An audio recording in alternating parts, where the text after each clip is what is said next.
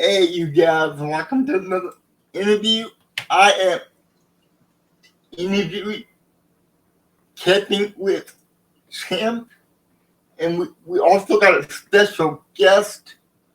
We got the Northwest Wind also, and I'm going to bring them into the chat right now. Go and hey. Here we go. There we go. So how you guys doing? Good. You got to switch your channel to just interviewing stealth campers from now on. Yeah, maybe I should. Maybe I should. I got him hooked up with Tony too. Tony. Oh, really? Tony should be at some point here in the near future. So. But yeah, I appreciate you guys joining me tonight. It's always good to have you guys. So thank you for doing this. No problem. I wasn't doing anything anyways. I feel like I need and Todd, thank you for the shout out on your last video you did. Yeah, no problem, man. Yeah. You're my very first interview ever.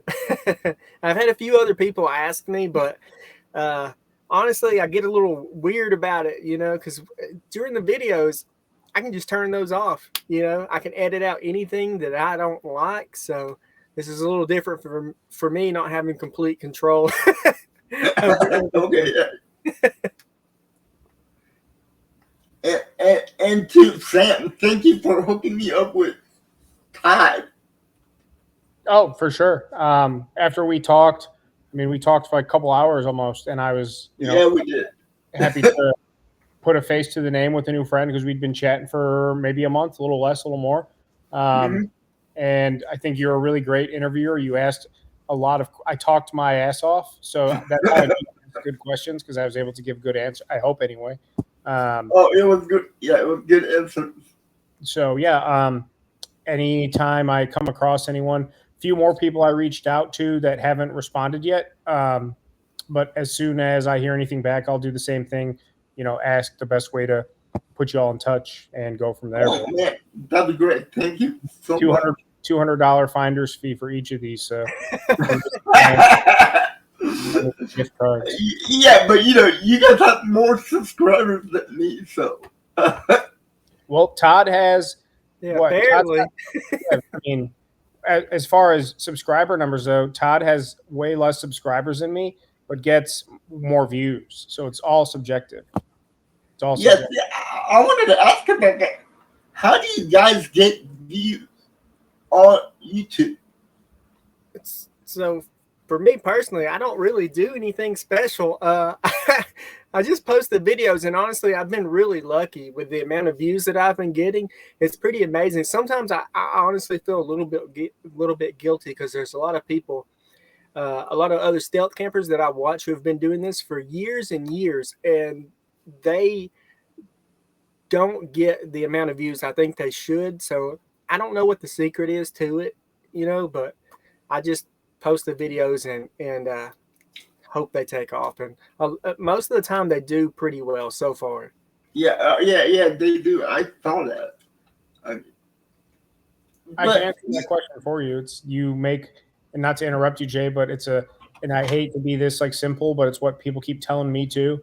It's you make good videos, or you make stuff that people want to watch, and people that I enjoy that get no views, and there's people that I personally nothing against that I don't enjoy that get millions of views. And I'm not talking about any genre specific, whether it's gaming or stealth camping or fishing. It's, whatever it might be, you've got something that people are wanting to watch. Yeah. And it's hard. It's hard. Yeah, go ahead. No, I was going to say, Todd and I, we've talked, on and off or pretty consistently now for the past, month or so or whatever, but I feel like we've picked each other's brains on, even like a surface level of like, what are you doing that's working? What am I doing that's working? What can we do to, how we talked about like an alliance, pun intended, stuff like that without giving too much away.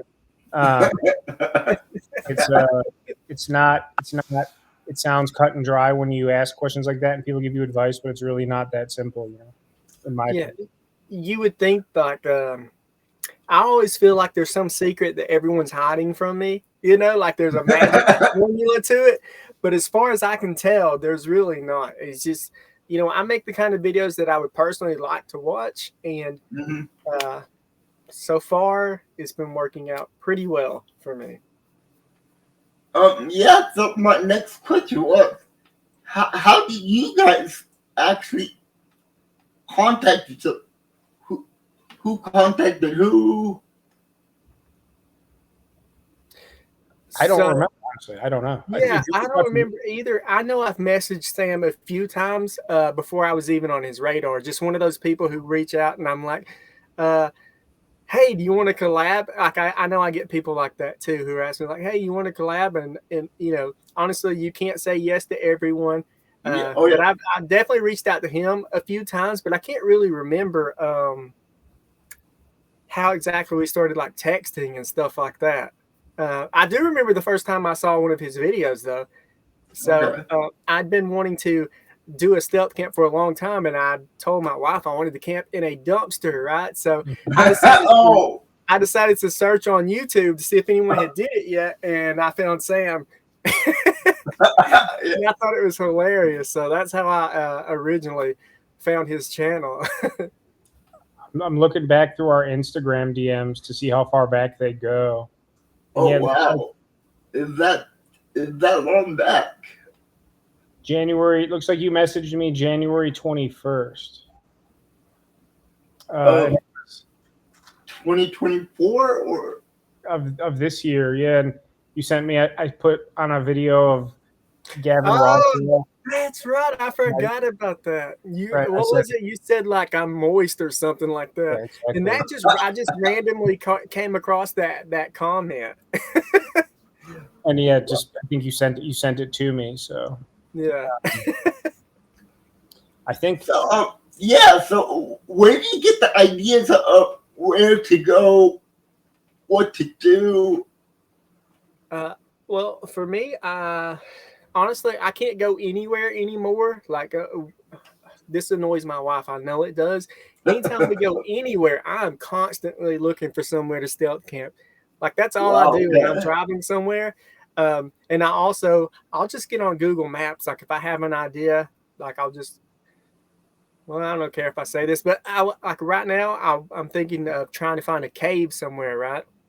And so now I'm looking up caves, you know, big caves and stuff that I could sneak into. I don't know if I should have said that because I don't want anybody on the lookout for me. But so I'll go on Google Maps and I'll look around the area and see if I think I can get in there. And then the next step, usually I go to the places and scout it out. So I usually do like a fair amount of of research ahead of time to make sure it's a good possibility anyways. I know Sam, sometimes he gets busted and he shows stuff happens. But stuff happens. Yeah, stuff doesn't happen. And he shows him getting busted. But I never see you get busted. Not yet. I'm pretty sure you watched my last video. I should have gotten caught in that. I didn't have the whole thing on video when it happened, but this guy, he was 10, 15 yards away from me. And I had my icon on my camera. Like, there's no way he didn't see me. So I don't know if he was maybe he's like, whoa, that's some homeless dude. I don't want to mess with that guy. And just didn't say anything. But yeah, so it's not because I'm super stealthy or anything. I've just been very lucky so far, I think. And so what happened to that water? Do you still have the bottled water? Yeah, I've got some right here. It's fine, man. Really? I don't know why they would throw a big. I don't know. Some people have told me that there is like a best by date on water. And then also maybe one of the bottles leaked or something, but it looked like there were all the bottles there to me. I don't know. Tastes delicious though. So there's a whole like stealth camping is like niche, but dumpster diving too. There's some dumpster diving Yeah. creators, and yeah, for some reason they popped in my algorithm. Probably because I went in a dumpster, I'm guessing, or something. But people go to like craft stores and like Office Max, and Harbor Freight is a really good one too. I have a buddy that was like a regional manager for like was like a regional manager for Harbor Freights, and long before I saw them on like Instagram and stuff. But he would tell my buddy who has like a big Dodge, whatever Ram truck with like like a landscaping trailer.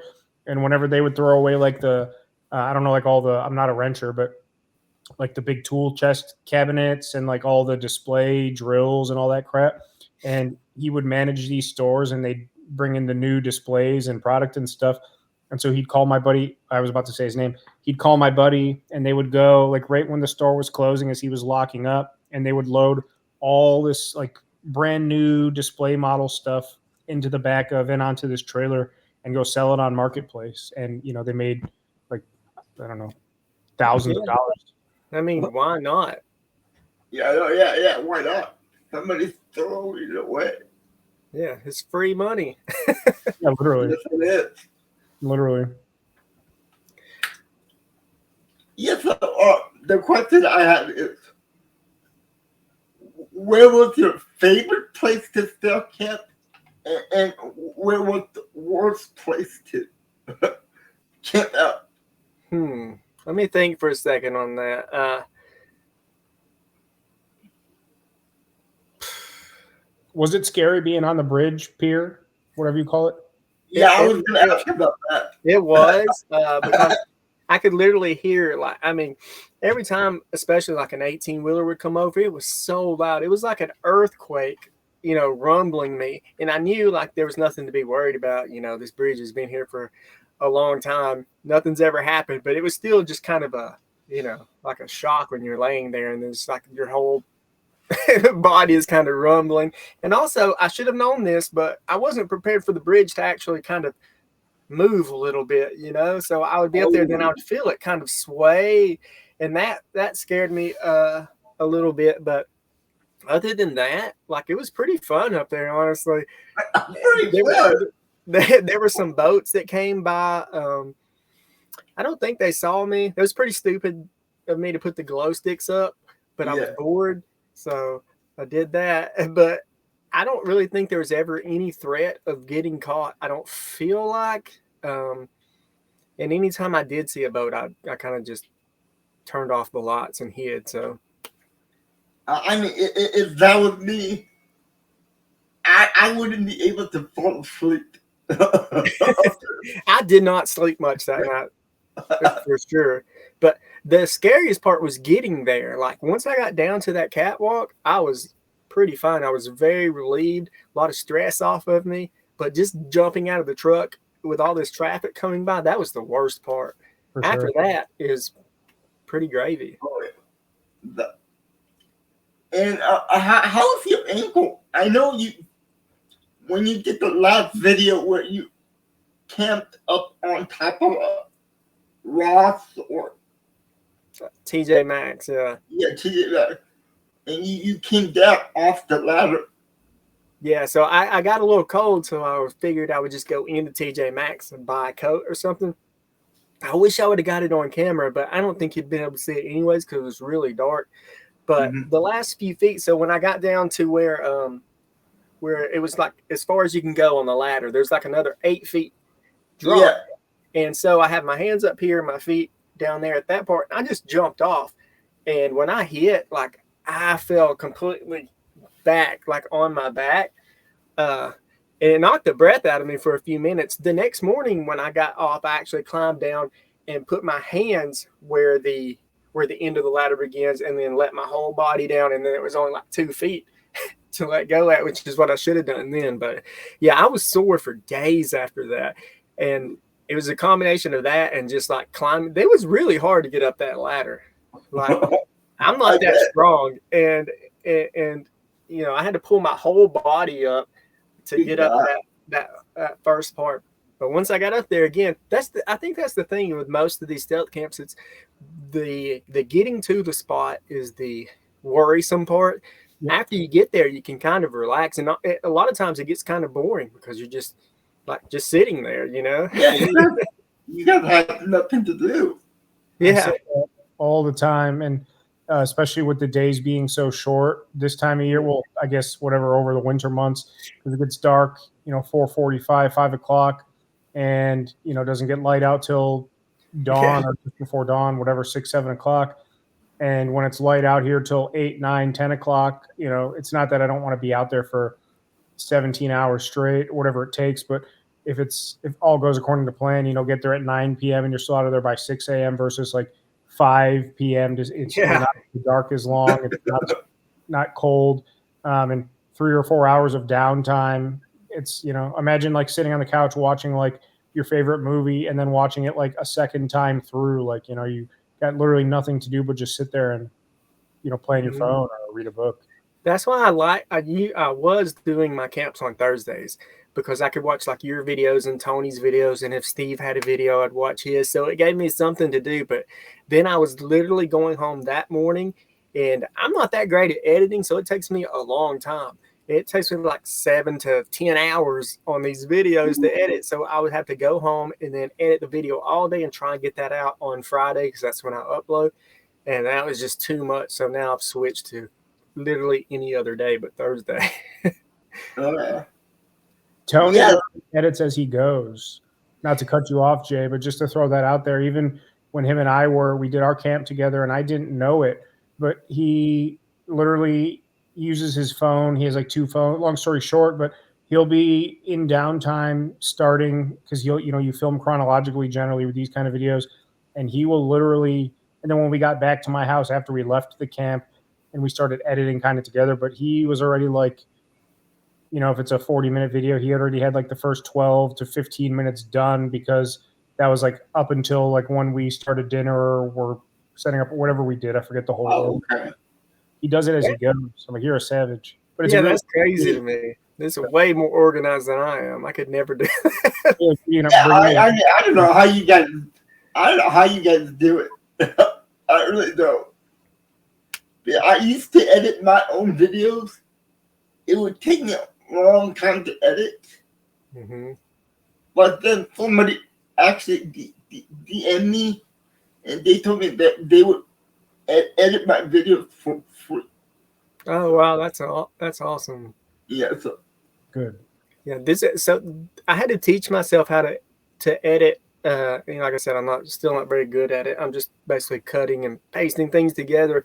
Mm-hmm. But before this, the only time I'd edited anything was like when I was a teenager.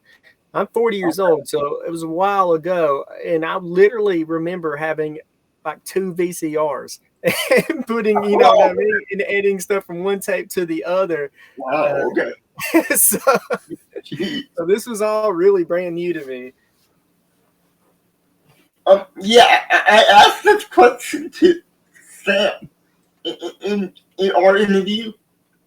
I was going to ask you, I know sometimes your wife goes with you on these camps. Why does she not like to be on camp? So I'm not sure why she doesn't want to be on camera. She's actually only went with me one time, but she has helped me out a few times. Sometimes she drops me off. Yeah. A lot of times she's had to bring me stuff because I forget stuff all the time. But I don't know. I think maybe she's self-conscious or something, because there are a lot of trolls out there. Like people make fun of my ears constantly. Like I haven't noticed these things. But so I guess she just doesn't want to deal with stuff like that. I don't know, but I don't pressure her to be on camera or anything, because you are kind of opening yourself up to the entire world. You never know how many people are going to see these videos. So yeah, it's her choice, and I just don't pressure her to do it. And my next question: would you ever ask your son to go with you? Oh, so yes, but the thing is, especially my oldest son, he's 14. Mm-hmm. He wants to go on a stealth camp, but it's like, I don't really want to put him in that position. It would look kind of bad on me too, because at the end of the day, technically, stealth camping is trespassing, no matter how you do it. So yeah, so then I'm like, you're kind of bringing your kid while you're technically breaking a law. I'm not hurting anybody or destroying any property, but still, that that's just how it is. And yeah, I don't know. I would love to take him with me though. It would be so fun just to have some company out there. But yeah, so far, I mean, maybe if I had one that I knew for a fact, 100%, it was going to be, nothing to worry about, then I would. But there's just not a lot of those, not for me so far, anyways. And by the way, you mentioned that you were on. I don't know when this was, but you are one of Mr. Beast's show already in the past.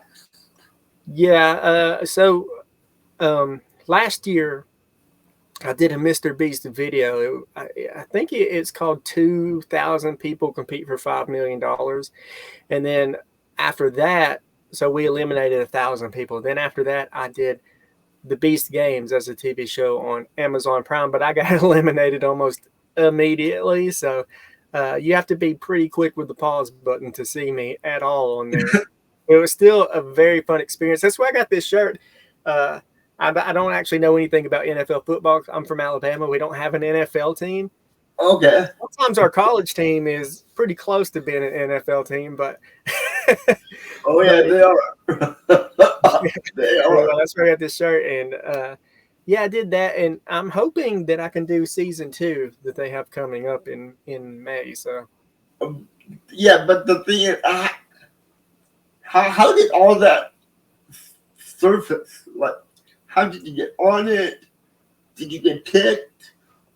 Did they call you? So I saw Jimmy, Mr. Beast, on a podcast with Samar. I forget the other guy's name. But he was on a podcast and he was talking about the show he had coming up. And so after that, I was like, oh, I'm going to apply for this. And so I was like keeping tabs on it. And as soon as I saw that they were taking auditions, I sent in a tape, like a 1-minute video. And they called me like 2 days later. And it was like a 3 or 4 month process, going like they do social media checks and make sure you're not crazy, things like that. Yeah. So I really didn't believe it was going to happen until I was on the plane to Las Vegas. That's when it was really like, okay, this is real. Wow. And having a 12 and 14-year-old son, they obviously watch Mr. Beast. So that was a pretty big deal for us. But now I think they regret that I was on there, because any chance I get, I'm like, yeah, I was on that Mr. Beast video. Yeah. If I was a son of somebody that was on that TV show, I would have thought it was cool. Yeah, me too. My he's probably not gonna want me to say this, but my oldest son just got his first girlfriend, and I'm like, are you sure she didn't just, want to be with you because I was on the video? To steal your girl. Oh man, that's funny. But did you actually get to meet Mr. Beast in person? Yeah, so during the YouTube video that was shot in Las Vegas, there were 2,000 people there, and you didn't really get like any time to talk to Jimmy or any of the other people that were there. But when we went to Canada to do the Beast Games, he came to every hotel and sat with everyone who was there. So we were in groups of like maybe 10 people, and he went to each hotel, sat with groups of 10 people for about 10 minutes at a time. Mm-hmm. So we got to hang out with him, ask him questions and stuff like that. I actually didn't ask him anything because I was nervous, but I could have. Yeah, you can.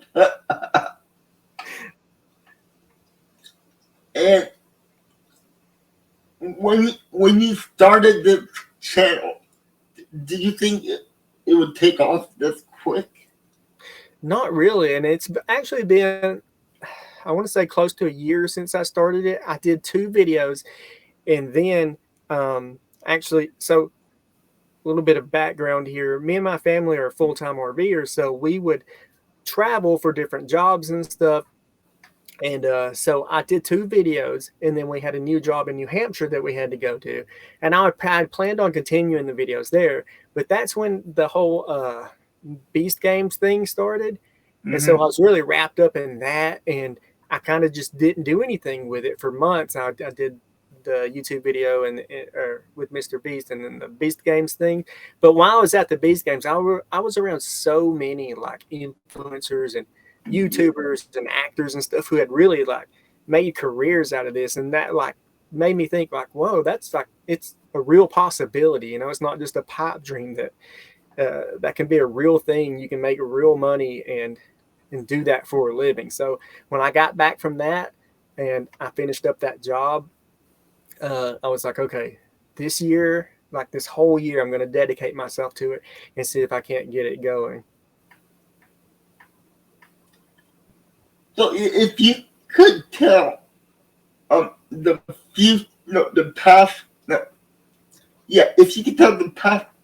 past you about this channel, what would you tell yourself back then? Honestly, just to keep doing it, you know, like the possibilities are endless. You know, getting on that show really opened my eyes, like, because never in a million years would I think someone like me would get on a TV show. And I don't think it's because I'm special or anything like that. I think it's just like anything you try to do, you can do it. You have to try and do it. If you don't try, obviously it's never going to happen. So, you know, so I would just tell myself, keep going, whatever you want to do, at least give it a shot. You got nothing to lose trying anything. All right. That's some good advice. That really is. So, I think I'm out of questions here. All right, one last question. There's a lot of kids out there that want to do YouTube. Do you guys have any advice for the next generations to come up? I think learn how to edit.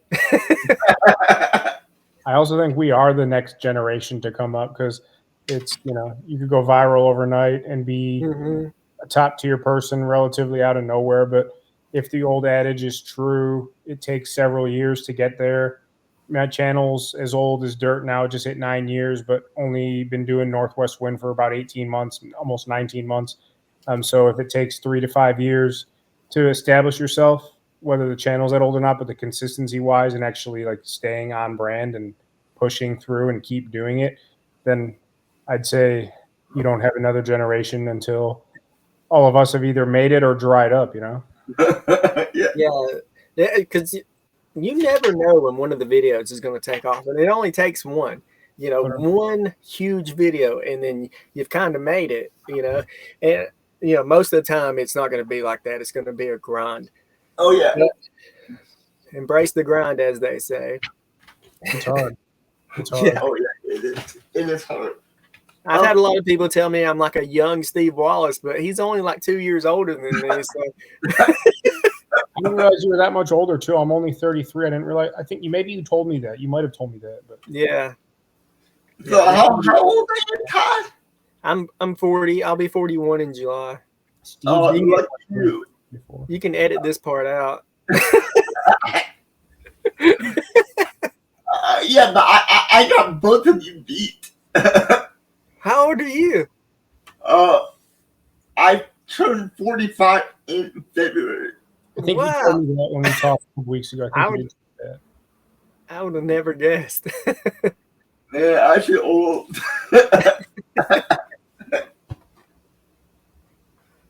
But yeah, I appreciate you both coming on. It's been fun. And I hope Todd didn't get any anxiety talking.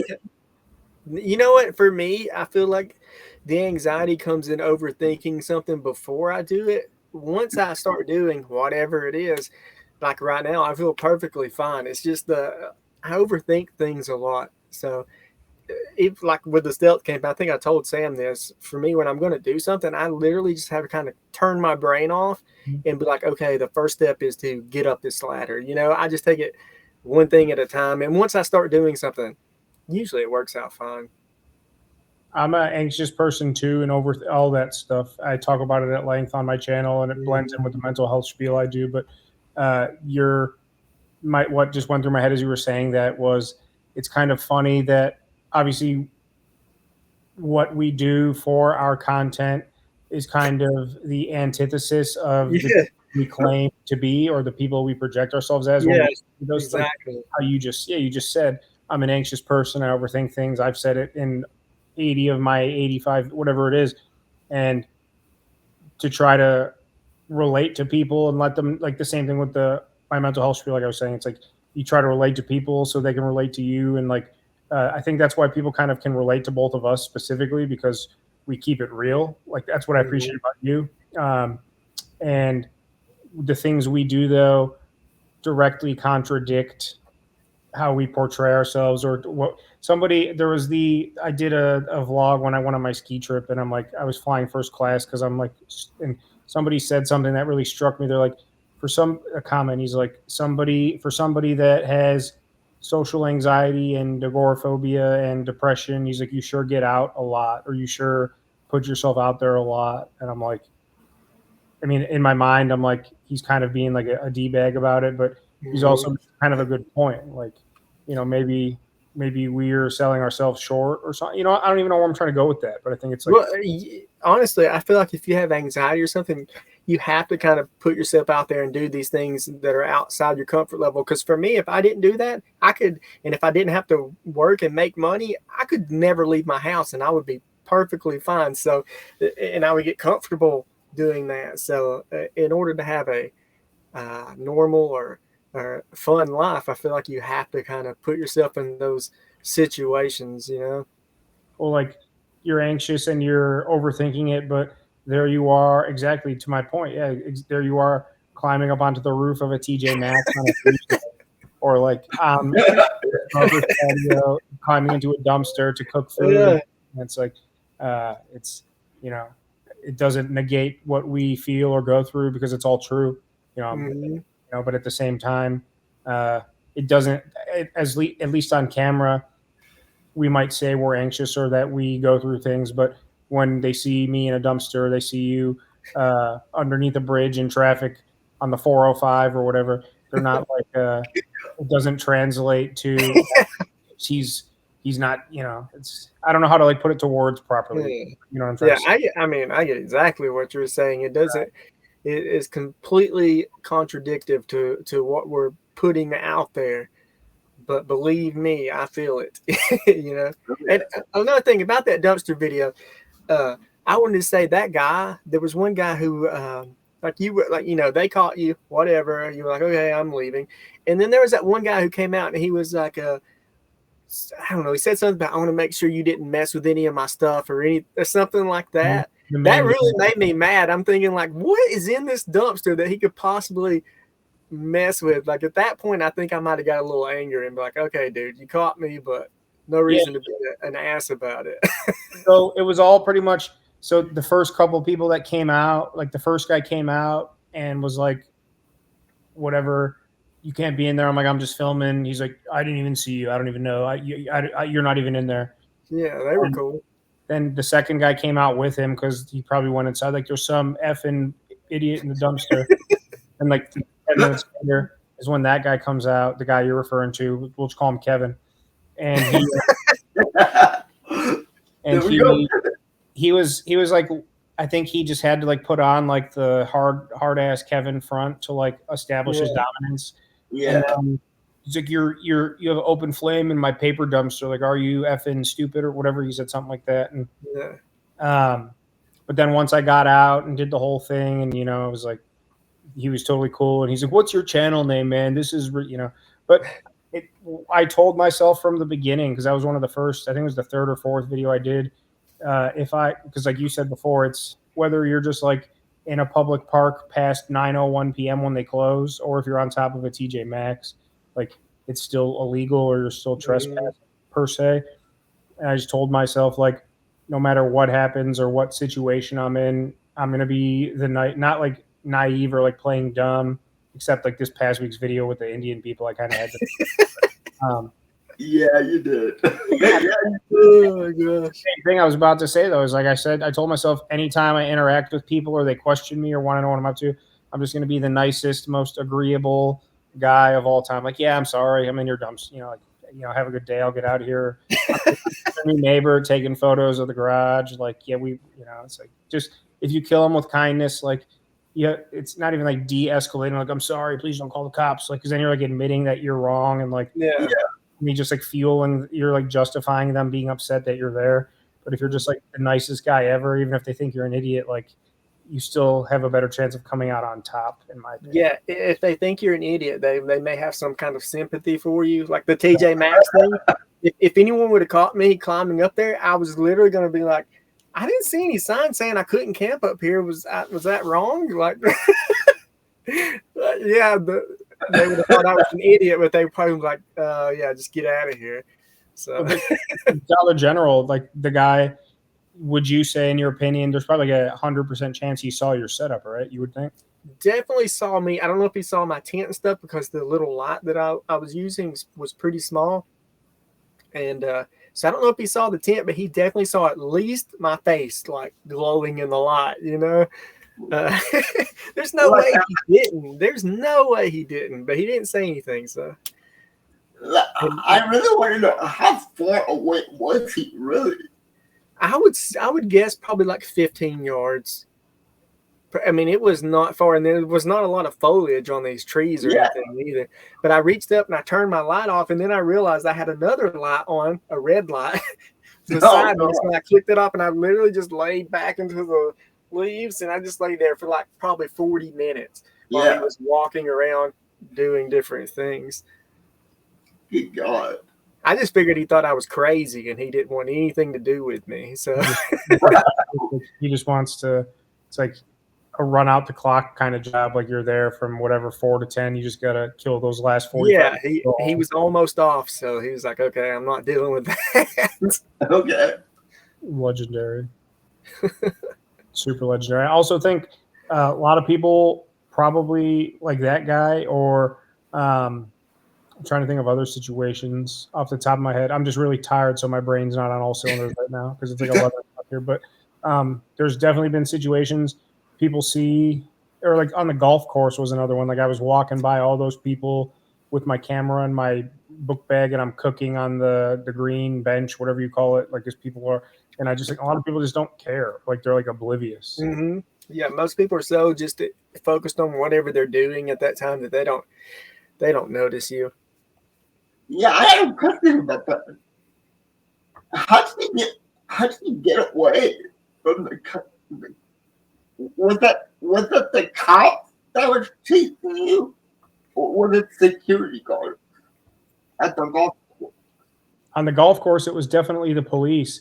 So I think I mentioned it in the video. Maybe I didn't, but it's like the golf course it's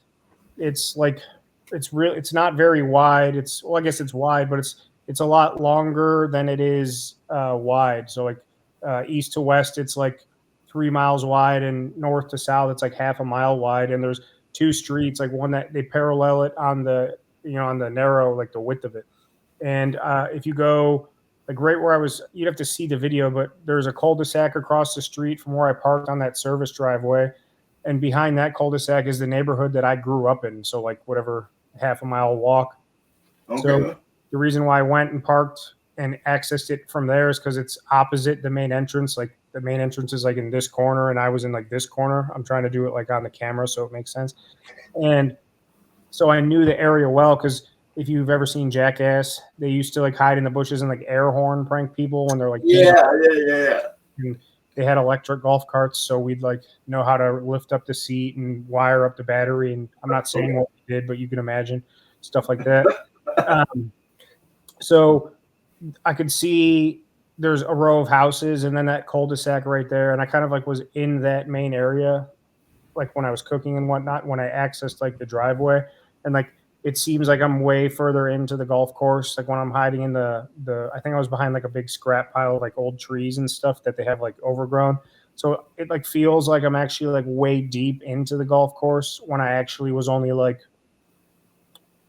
I don't know, like a football, maybe 100 yards or so or less, like from the road and my truck. And so once I went to like sleep in that bunker and whatnot, you could see on the video, I could see the cops driving by really slow and then see them coming back. And they stopped at my truck at the one point, which I thought was ridiculous because at the end of the video, I kind of just like peeled out of there. And I did that on purpose, dramatic effect, because I'm like, if the cops are going to come and they already know that my car's there, like I'm going to pull up around, because I have to go up around the golf course to go back down the other road that I was talking about. I'm like, they're just going to pull me over as soon as they see me. And they never did. They never did. But you could see the flashlights coming. And in the video, it looks like they're actually a lot further away than they really were because of how wide the golf course actually is, like I was describing before. But I don't think they ever actually saw me on foot. I think they were just kind of looking around because down further, like I parked in the top right corner, or however you want to describe it. And then about halfway, maybe between a third and 2/3 of the way down on the road that I parked off of is like their main maintenance garage and whatnot, where they have like all the pump houses and infrastructure and like the maintenance crew and whatnot. So I'm assuming that they probably patrol that because there's all that like equipment and maintenance or whatever, all the crap that they probably use for, you see the pickup trucks and all that, because it's actually owned by the golf course. It's like one of like 11 or 12. It's owned by like the Cleveland Metro Parks. So it's technically like state owned or city owned. So I think they have, I guess they do the park police. They have like their own police force. Oh, wow. Okay. Kind of like a ritzy kind of area too. So anybody like, if you were walking down the street in that general area, there's like no sidewalks and stuff. So I guess on the golf course, it's like I said before, people probably just didn't notice or didn't care. But if you're like walking around out there, if you're like you're out of place, like you're really out of place. You should have just dressed like a golfer, and then even if it's 2:00 in the morning, if someone come up, you just stand up with your driver and start playing. Yeah, that's not a bad idea. Definitely is. It was one of those nights, if I'm not mistaken, I think I said it in the video, it was a really, really clear night. And for whatever reason up here, I'm sure down in Alabama, you probably don't get much because you're so much further south. But the past couple of years, we've had northern lights, like as far south as like Nashville. And we'll see them every now and then, but it's like something with climate change or the poles shift and some kind of conspiracy crap, I'm sure. But we've been having a lot more northern lights, and I think that was one of like the peak nights we were supposed to have it. So I'm pretty sure I said it in the video, my excuse was because it's like a big open, like nice views of the sky. I was just going to be like photographing the northern lights from my sand trap oasis. Yeah, that was a pretty good excuse. I've never seen the northern lights here, but I did live in northern Minnesota for about 2 years, and I saw them there. Where about Minnesota? Thief River Falls. It's about an hour from Grand Forks. I don't know if you've heard of that. Trying to think. It's about 4 hours north of Minneapolis. Okay. So it's pretty far north. Like it's close to the Canadian border. Did you ever go through like Duluth and Ely and all that? Like I've been through Duluth. Yeah, I've been through Duluth.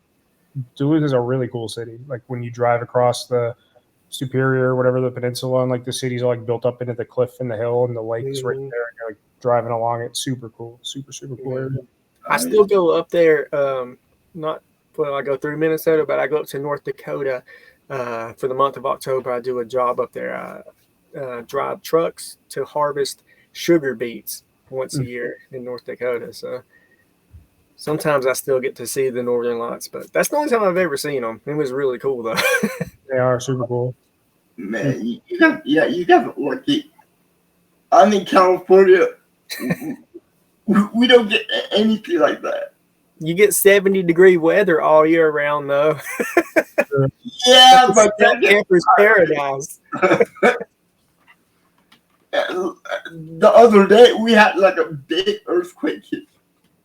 I wanna be in an earthquake just once. I don't want to die, but Oh, like I no, want to you don't. experience it.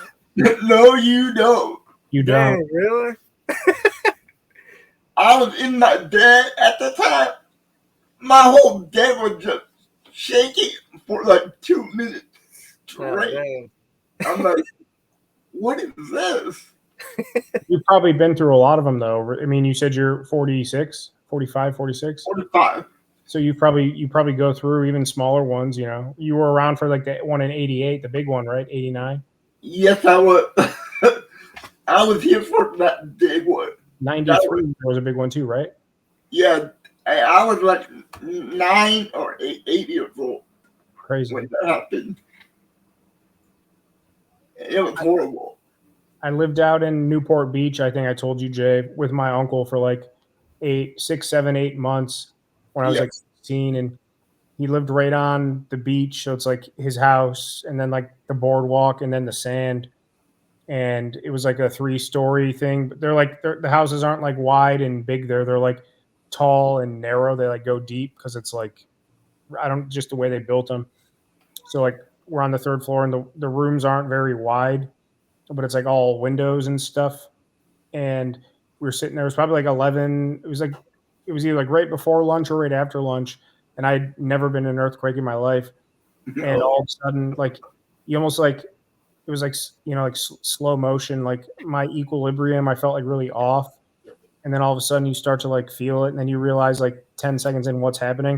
And I swear to God, like the tall windows, you had to be there. I guess you could see like the glass like bowing in and out of like Yeah.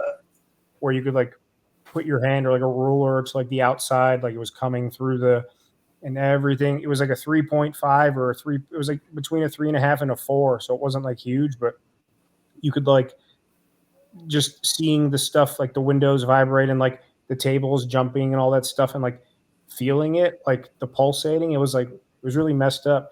And one thing I realized, it took me like a couple hours or whatever, but because we all ran outside after like it settled down, there was like, I think it was like, midday, whatever. There was like a lot of people on the beach right there, and nobody on the beach like reacted to it at all because they couldn't feel it because they were like on the sand. My uncle like like had no clue. It was like the strangest thing. But they were like, like 50 feet away, and we're all up in the building like going crazy. And I mean, I was anyway, and everyone outside was just building sandcastles.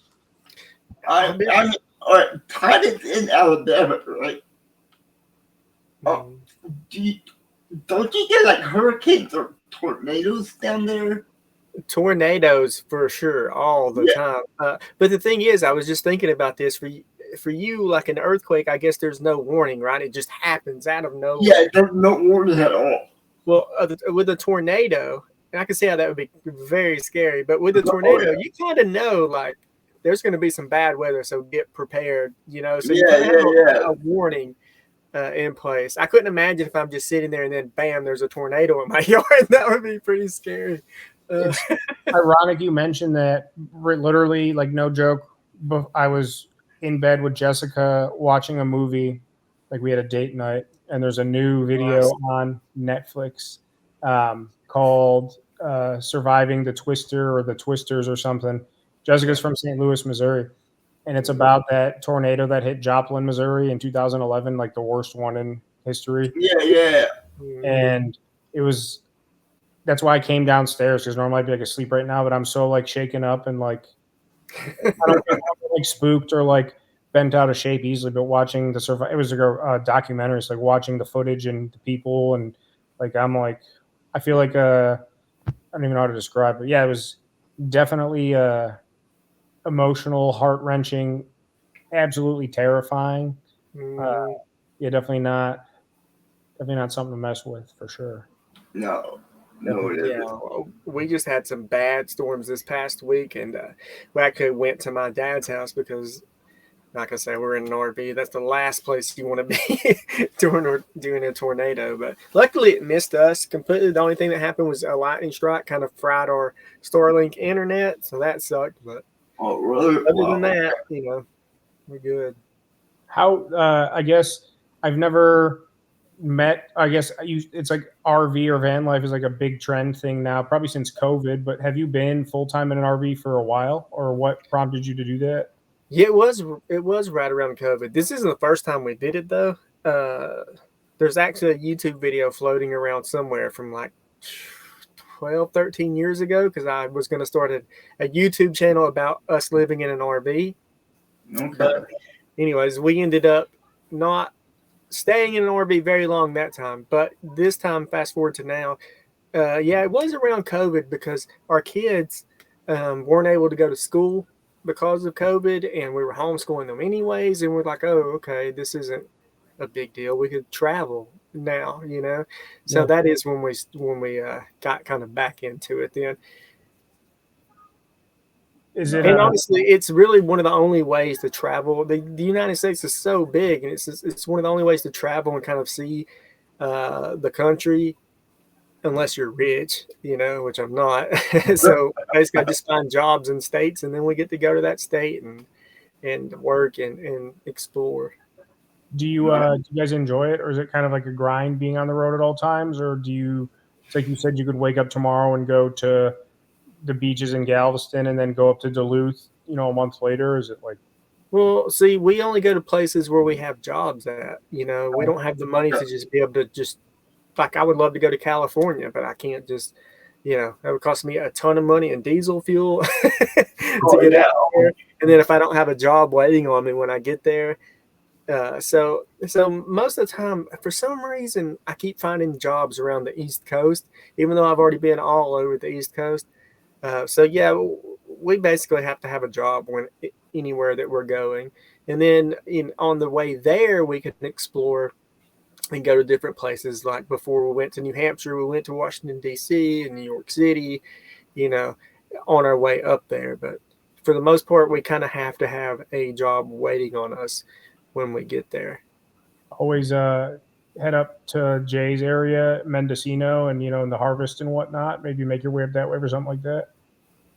Yeah, if I could ever find like a decent job out there, but for right now, because I want to keep doing the YouTube channel and because of the Beast Games thing, we're kind of staying put right now until I kind of figure out what is going to happen in the next 6 months or so, because I'm really unsure about, you know, the next few months. So Okay. It sounds like that's a good way to be unsure, though, because if you have to uproot when you actually have the option of going wherever you want, it's like if you want to stay somewhere, you can, and if you need to just go, you can. You know. yeah, there's definitely huge positives about it. Like it is great being able to just be like, okay, we're going to whatever state now, but it's you don't get that certainty that you have when you have a regular job that you have every day, you know, and you know it's not going anywhere. Like after our last job in New Hampshire, went up to North Dakota, our truck broke down in Ohio, by the way. You guys have the best rest stops because they had RV hookups and stuff, but our truck broke down. It cost us like, I don't know, like $4,000 to get our truck fixed because we had to get a mobile mechanic and stuff. So Right. things like that happen, and it can really just mess everything up, you know? Yes. So it's like, yeah, that one really hurt us. So, you know, things like that you have to worry about. But like I said, also, I mean, we get to go a lot of cool places and take our kids to a lot of cool places, but it's just a pro and con kind of thing, I guess, like everything else. If YouTube, I mean, you're already like on I mean, there's no other way to describe, even by putting this trajectory, I'm probably selling you short because your trajectory seems to be more like this. Yeah. If the YouTube really kicks into high gear, you know, like double, triple digit subscribers, which I've told you personally, I think like you're going to probably just keep doing what you're doing. You know, I feel like you have way more confidence in my channel than I do. I take it back. Nope, never. No, Jay, don't even post this video. No, Jay, end the call right now. But that would be a huge boon for you to be able to be as mobile as you want, because Oh yeah.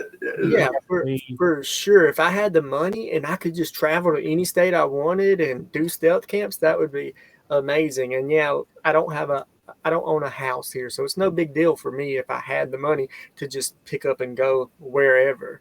Yeah, That of would course. be really cool. That's the ultimate goal, I think, is to where YouTube is the only thing that I have to do. I think that's the dream of anyone who ever starts making content, though. It's funny, we were Yeah, talking it about that is. a couple hours ago. Mm. Well, I think I just texted you, and then I had a deeper conversation that I wanted to get into, but I got sidetracked by the day. But yeah, it's kind of been my entire existence the past, like, since like the start of the year was like, where am I trying to go with this? I mean, you and I have talked at length. Jay and I have talked in the interview. You know, Oh, yeah, we talked about it. it's like still got to get that video out every Thursday, but yeah, it's a grind. It's definitely a grind. It is. And it's hard to think about content. It's like, wow.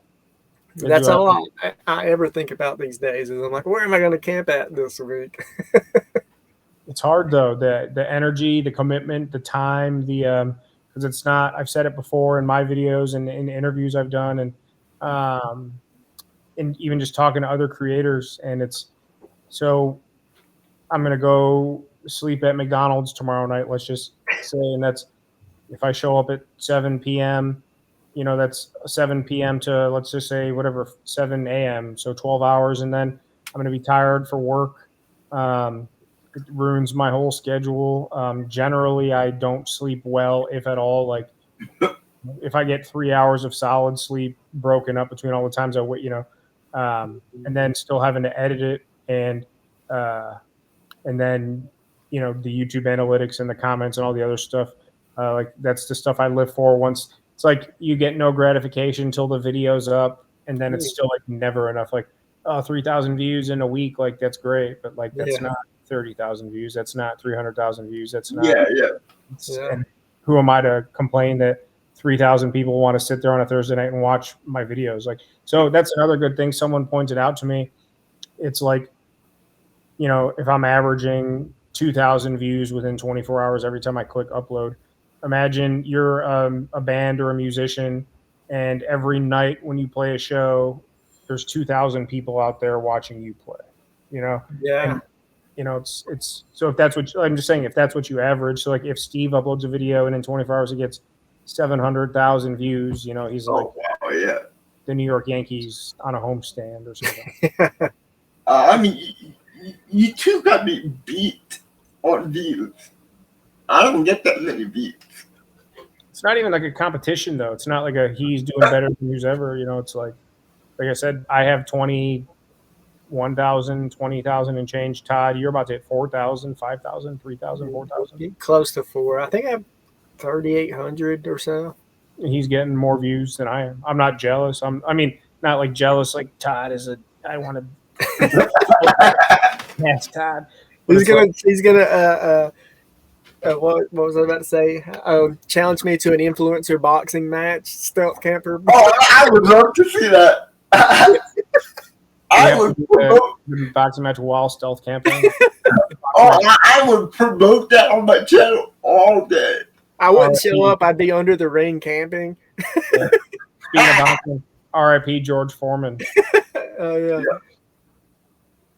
Yeah, that's funny stuff. I don't think it's really a competition though. Todd and I have talked about collaborations, and I've collaborated with Tony. We have some other plans. I would like to. There's a few people I've reached out to collab with that I think have no interest in collaborating with me, which is fine. I've turned people down too, just because if you don't feel like it's going to work, it probably won't. From their end or from my end, it's like. Yeah, of course. I think Todd and I think we can make some fun stuff for sure. Yeah, I think you guys would be great. I think it'd be fun. But yeah, I don't see it as like a competition. I see it as the more, just like even trying to get all these guys to come interview on your channel, Jay. Like, I don't care if you have a small channel or a big channel. I thought you were cool. I thought it would be something else we could all post on our channels. Like, hey, check us out. Just talking to people. It's like I see it as, if there's a community behind the stuff that we're doing, like the further one person goes, like the further everyone's going to go. Maybe not like directly, but indirectly. Like if Todd hits 100K by the end of the year, and someone sees this interview on his channel and it gets you a few hundred subscribers. It's like it's all Of course, yeah, of course. mutually exclusive. Yeah. Or like Yeah, exactly. Me and Sam have talked about that too. Like I don't know if you're familiar with Ayo Fishing, but he's a fisherman YouTuber. There's a lot of other stuff, but they kind of have like this group of like people, right? And they all have their own individual channels, but they work together on a lot of videos. Yeah. And it helps bring each other up. And I wish we could do something like that. I wish me and Sam lived closer. That would make it so much easier. But that's kind of like my hope for this, is like a lot of us can just kind of help each other out and keep building each other up. If one of us makes it, then we all make it. That's kind of like that's how I feel. Yeah, for sure. Even if one, like, not that it would be Tony or you or me or Steve, everyone's, and I don't say Steve like I know him personally. I've talked to him like a handful of times through Instagram. That's it. But I don't have any other desire than to interact and collaborate with people that I think are like-minded and just truly doing it because they want to make something out of what they're doing. Yeah. Of course. Todd said it. Him and I have talked about it. I've talked to Tony about it. Like, well, I guess it is Tony's full-time job. It is. To just be able to create and have that be like the main source of income, or at least in my case personally, like I don't mind my job to the point where I could do like part-time work and full-time YouTube versus part-time YouTube. You know what I'm trying to say? Without, I ramble sometimes. I apologize, but the everyone's goal that I want to work with, or people that I aspire to work with, including helping grow each other, like Todd is saying, like we talked about. I just want to, like-minded people can really help take each other to those places. So, and the funny thing about that, Todd mentioned about the AO fishing guy, I actually did reach out to him. Really? And he actually really DM'd me back. And he told me that if he has time, he would do an interview with me. Well, that's cool. Yeah. I think he lives a few hours away from me. I think he does. Is he in Alabama, or is he in Texas? He's in Georgia. I think he lives like right on kind of the Alabama-Georgia line. And the reason why I reached out to AO is he has a friend on the channel, and it looked like he has a disability. Oh, Gravy. Yeah. Davey Gravy. Disabled? Yeah. Davey Gravy. Is he disabled? I know he's a little out there, but so are we all, aren't we? But well, I watched him very closely, and I see the way he moves his hands and arms. It looked like he had a little bit of a cerebral palsy. Okay. I know what every single level of cerebral palsy looks like. Well, I feel bad now because I'm thinking to myself, and Gravy's definitely made me laugh several times. And if there's any indirect reference to him being disabled on any level and I laughed at him, I feel really bad. I wouldn't feel bad. He's a funny guy. He's just a funny guy, period. So. He's a great guy. I love him to death. We should stealth camp on, find out where AO keeps the itty bitty docked or in that barn. Stealth camp on the itty bitty. We could tag team that one for sure. Yeah, that's a good idea. Or the lifeboat. I mean, if you guys find that out, I'll be happy to fly out. I would be happy to fly out there with you guys. Or I wish somehow get a hold of him and be like, can we borrow it? And I don't know if it'd be staged or not, but we're stealing it from him and putting it in Campin. My ideas are endless when it comes to that would be pretty cool. Yeah, I really was inspired to try and find a houseboat and do the same thing he did, but I've just got too many hobbies and too much crap going on. I'm like, there's just another thing to add to my list. Yeah. That looked like a lot of work that he had to put into that. So Oh yeah. Well, it's pretty rough when he bought it. It blew his channel up, though. I think that's what really like set him off, though. Yeah, I think it did. Restoration. Yeah. Big time. And then but the whole overall process, though, being a boat guy and a fisherman, and looking for cabins and land and all that other stuff, which I can't even afford anyway. And I just went looking this week again, shot a and it's just like it's like within my grasp, but still a pipe dream at the same time. You know what I'm saying? But those are like the kind of like inspiring stuff. Like, obviously he got to the point where he probably, I guarantee you he put $100,000 into that thing. I forget how to pick it up, but there's an idea I want to do. It's no itty bitty, but it's been very hard for me to get the materials. I wanted to get like plastic water bottles, plastic milk jugs, whatever, and literally build like a little houseboat out of them and camp on that. But man, it is hard to get that much plastic. I've kind of given up on it. What about like those rain barrels, like the blue barrels, like the ones that would work? But in my mind, like I'm picturing just a full on like milk jug, plastic bottle. Yeah, nothing but those kind of things. But it's really, I even have people collecting stuff for me, but it would take a lot. I think I underestimated how many plastic bottles it would take, and then to put them all together and stuff. Lash them up. Like I was thinking, okay, I can use foam, like the foam spray to seal them together, but then it's not recyclable anymore after that, and I don't want people to be like, hey man, you just caused like a buttload of What about like I'm thinking like fish nets, like nets they'd use to like catch shrimp, and like if you put them all in a net and that is a good idea. Yeah, that could be a good idea. Because you could like wrap the net as tight as you want to like make like a yeah, that's a good idea. I thought about zip tying them too, but you could probably use the nets and use the zip ties or some kind of lashing like that, even like biodegradable rope or even paracord, and like the nets in sections, like I'm picturing like float style, whatever. So then when you're done, you just cut the nets and you got a bunch of bottles, or I don't know. Yeah, see, I feel like it's a good idea. Yeah, but should we be talking about it online? I don't know. I kind of gave it away, but can you imagine a thumbnail of a houseboat made out of water bottles? Like, what's your? Do you make your own thumbnails? Yeah, I do. You do?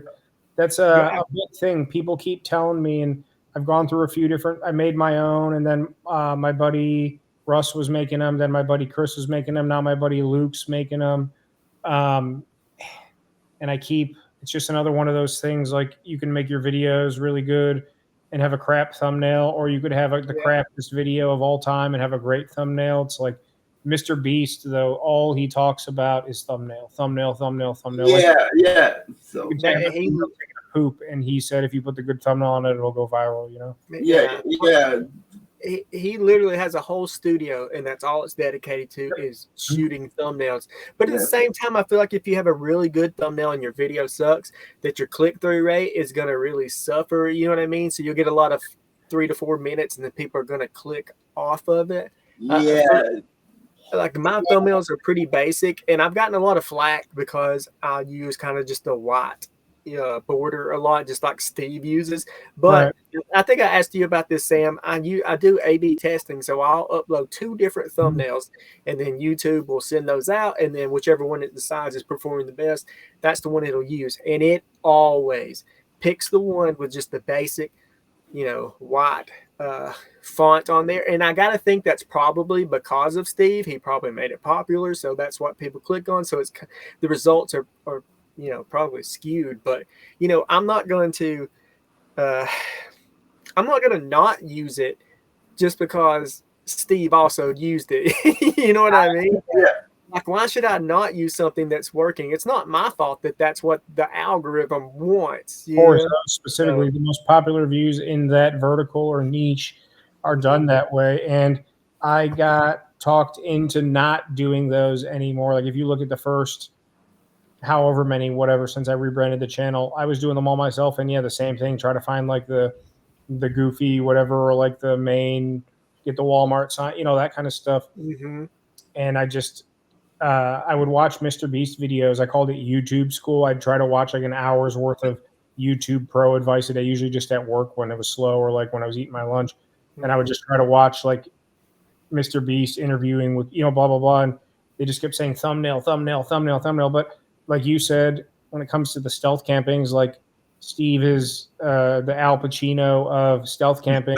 And a photo of him like eating a piece of pizza in front of a tree or some shit with, you know, stealth camping in front of a tree. And it's just like 2.7 million views. Like I think it's because there's not like 15 stealth campers with 1 million subscribers. There's Steve, and then there's everyone else way below him. So he kind of makes the whole genre there with that. So, you know, I don't know. It's a double-edged sword. If you don't use it, I feel like you're not going to get as many people to click as normal. But if you do use it, then you got to deal with the people who are like, oh, who do you think you are?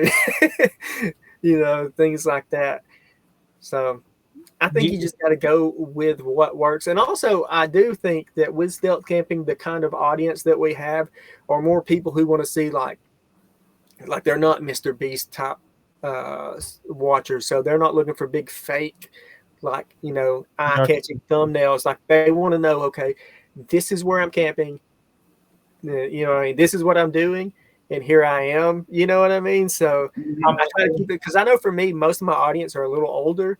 So I feel like if I'm just saying this is what I'm going to do, and then I do it in the video, it seems to work out okay. The problem is like you said, there's not really like a genre for it. Like fishing videos, I mean, I guess I could digress and go deep into it for 10 different rabbit holes, but it's anything to get algorithmic. Is that a word? Probably an algorithmic heads up. Yeah, I guess it is. Anything to get that little extra push. Like, like I don't like to do the premieres, like how Tony does the premieres, because I did it once, and when I did it once, I paid attention like every minute detail, and like you'll have all those people come in and they'll be commenting like in the chat, but then none of their comments like go to the video. So like if you have 100 people watching live, let's say, and they each comment, that's like 100 comments. But then once the video is like done premiering and it's just like on your channel, like those comments don't translate to the, you know what I'm trying to say? Yeah. And those are probably your regular watchers too. So that's 100 comments that you're not going to get for the algorithm on your video too. Generating the traffic, right? And the only benefit I really feel like you get from the premiere is that people can donate. And I feel like if you don't have a pretty large following, then it's probably not worth it. I don't know. I've never used it though. So I did the one time and it just didn't seem. Go ahead, Jay. Sorry. So I was going to ask. I know, Sam, that you're monetized, right? Me? Yeah. I got lucky. I've been monetized since my March St. Patty's Day was the 9-year anniversary of my channel, and it used to be fishing, blah, blah, blah. You go watch my interview for all that info. But with Jay from last week. But I got monetized about a little less than a year after I started the channel itself, when it was still a fishing channel. Back then it was a lot easier. That's what. Yeah. So I wasn't going to put it out there to discourage anybody. That was my first thought, was to say it's really hard, but it's really hard to get monetized these days. I'm assuming, Todd, you've got to be by now. Yeah, the bridge video pretty much did it for me. Before then, I was getting close. I think I want to say I had 600 subscribers before the bridge video, but yeah, that kind of blew up for me, and that really did it. That's another reason why I'm a little like, when you say, "Oh, you're blowing up" and stuff, I feel like a lot of that is from the bridge video because people are still finding that video. Oh yeah, So in my mind, I'm like, okay, this is just from that bridge video. Like this could fall off at any minute. So it's like Tony and I have had this conversation a lot. And like my scared video when those dudes or raccoons were messing with me camping, I had like 4,000 subs when I ended the fishing and started this. So like 20% of my audience was kind of like a dead audience for like a dying channel. So out of my 20,000, take away 4,000 or 5,000, and then like 3,000 and change of my audience came from that one video. So that's like another 20% of what's left. And then I had that train hop video. There's like 1,000. So you're saying, you know, if I have 15 true 15,000 from when I wasn't puff bass fishing anymore, you know, that's like a third of my subscribers just from 2 videos. Sam, I had a point. I was going somewhere and I lost it. Sorry. When you got monetized back then, how many hours did you have to get monetized?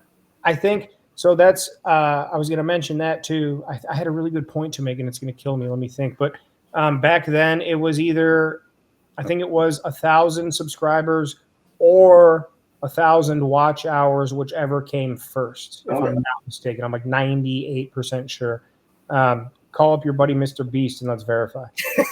Yeah, I'm pretty sure it was 1,000 subs or 1,000 watch hours, whichever came first. Now it's 1,000 subs, and it was 4,000 watch hours. But I think if you get 1,000 subs into the partner program, it's lowered to 3,000. Yeah, right. Yeah. Yeah, you have to hit 1 to get the discount on the watch hours, if I'm not mistaken. Which, I mean, I'm not anyone watching this. Like, if you get monetized, even if you only have 1,200 subs and a couple good viewing videos, like if you get monetized, like that's a sign you should probably keep going. Because even to get to that point, like if they make 1 million channels a year, I guarantee you 995,000 will never see a penny. Like I don't want to be like a Debbie Downer, but I think that's just reality. Did I checked it today, and it said you need 1,000 subscribers, and then you need 3,000 watch hours. Yeah. Or 3-minute hours on your short. The shorts too, but the shorts are like another gimmick. And I mean, no offense to nobody that's into the shorts, but they're not like, if you get a bunch of shorts, people viewing them and subscribers from that, they don't like translate to like your real long form content, because the people that are watching the shorts are on like the YouTube app, almost like Instagram or TikTok. Like they'll watch me in a dumpster for a minute, then Todd on top of the roof for a minute, then Jay playing FIFA or Madden, whatever, for a minute. But it's not, they're not like actually on YouTube. Like see Todd on the roof, I want to go watch his videos now. It's like it's the same app, but it's like almost like a different platform within the same. Yeah, the shorts thing really bothers me too, because I know of people who have like 300,000 subscribers. They have YouTube play buttons, right? All because one short got 150 million views. You know? And that's like a 10-second thing. And sometimes it's not even their content. No. You know, so that I hate that. It's like, okay, you get a play button because you kept someone's attention for 10 seconds, but I get people to watch like 17 minutes on average of each one of my videos. You know, it's kind of like it should be weighted differently in my mind. I don't know. Right now, I need about 1,500 more hours to get monetized. It's hard. It's really hard.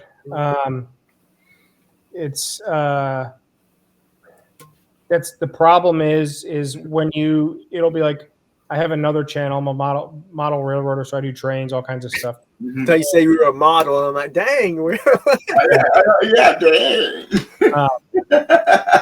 But I hit 1,000 subs on that like 2 years ago, and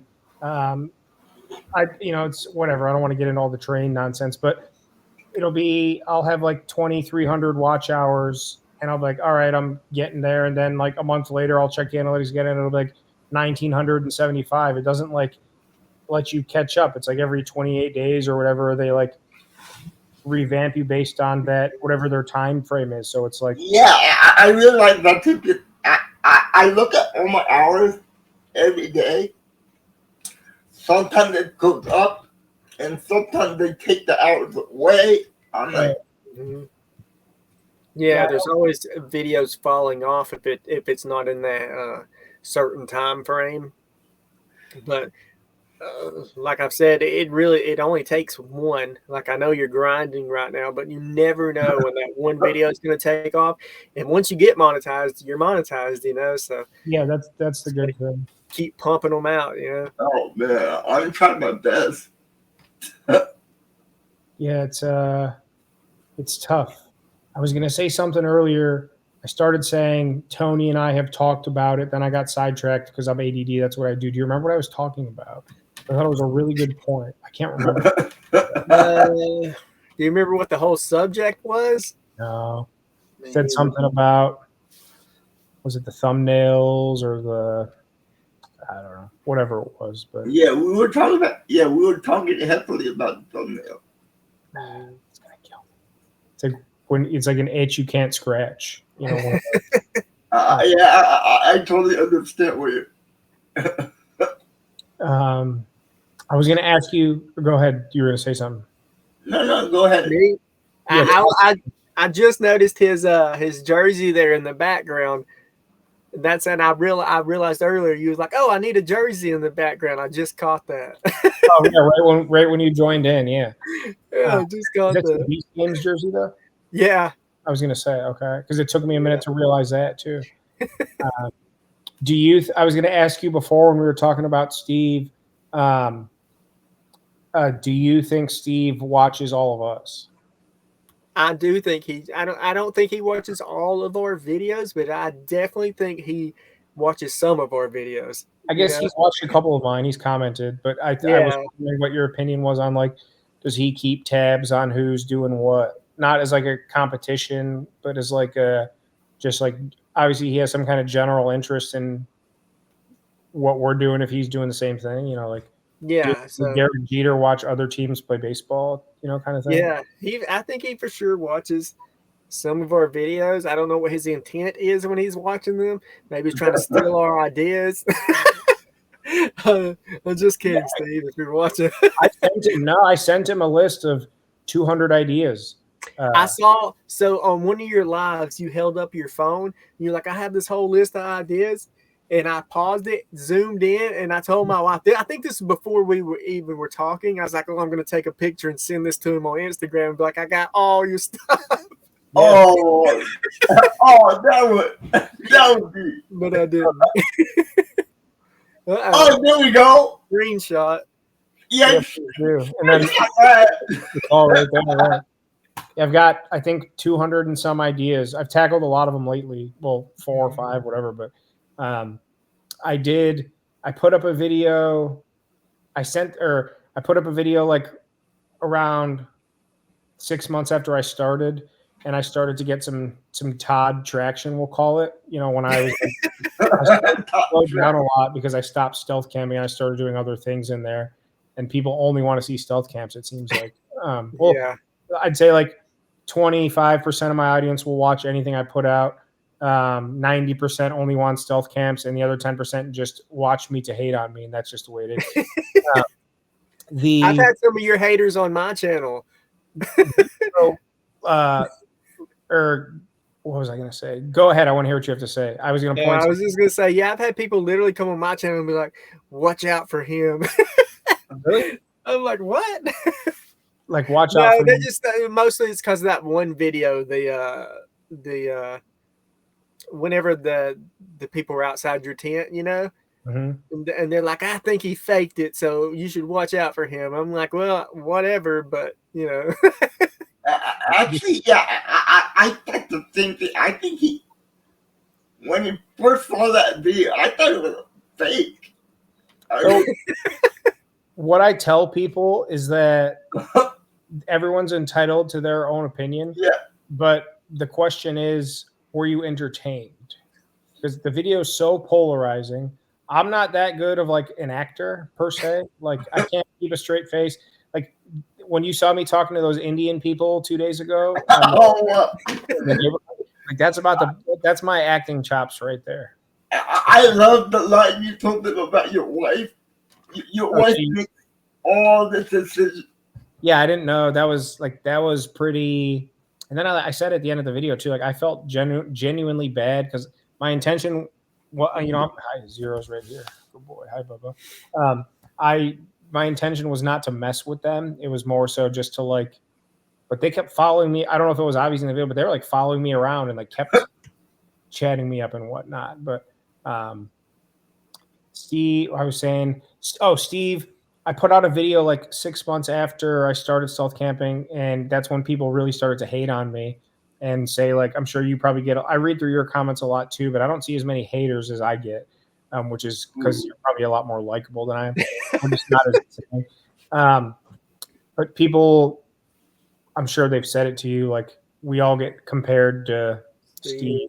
And I'm not, so a good analogy is like, you're playing like on an NBA team and you have a bad few games and people are like, this guy sucks. And it's like, he's an NBA player. So that NBA player is closer to LeBron than you are to the NBA player. You know what I'm trying to say? Yeah, that's true. Yeah, it's crazy to me. Like, Steve seems like the most genuine, nice guy, but some of his fans are just mean, man. Like they just cannot stand for anyone else to be stealth camping. And I know for a fact that the majority of the people who are so negative would never in their life go and do an actual stealth camp themselves. So. The ones, they'll be the ones saying like, I'll post a video at McDonald's and they'll be like, did you know this is trespassing? Be like, but on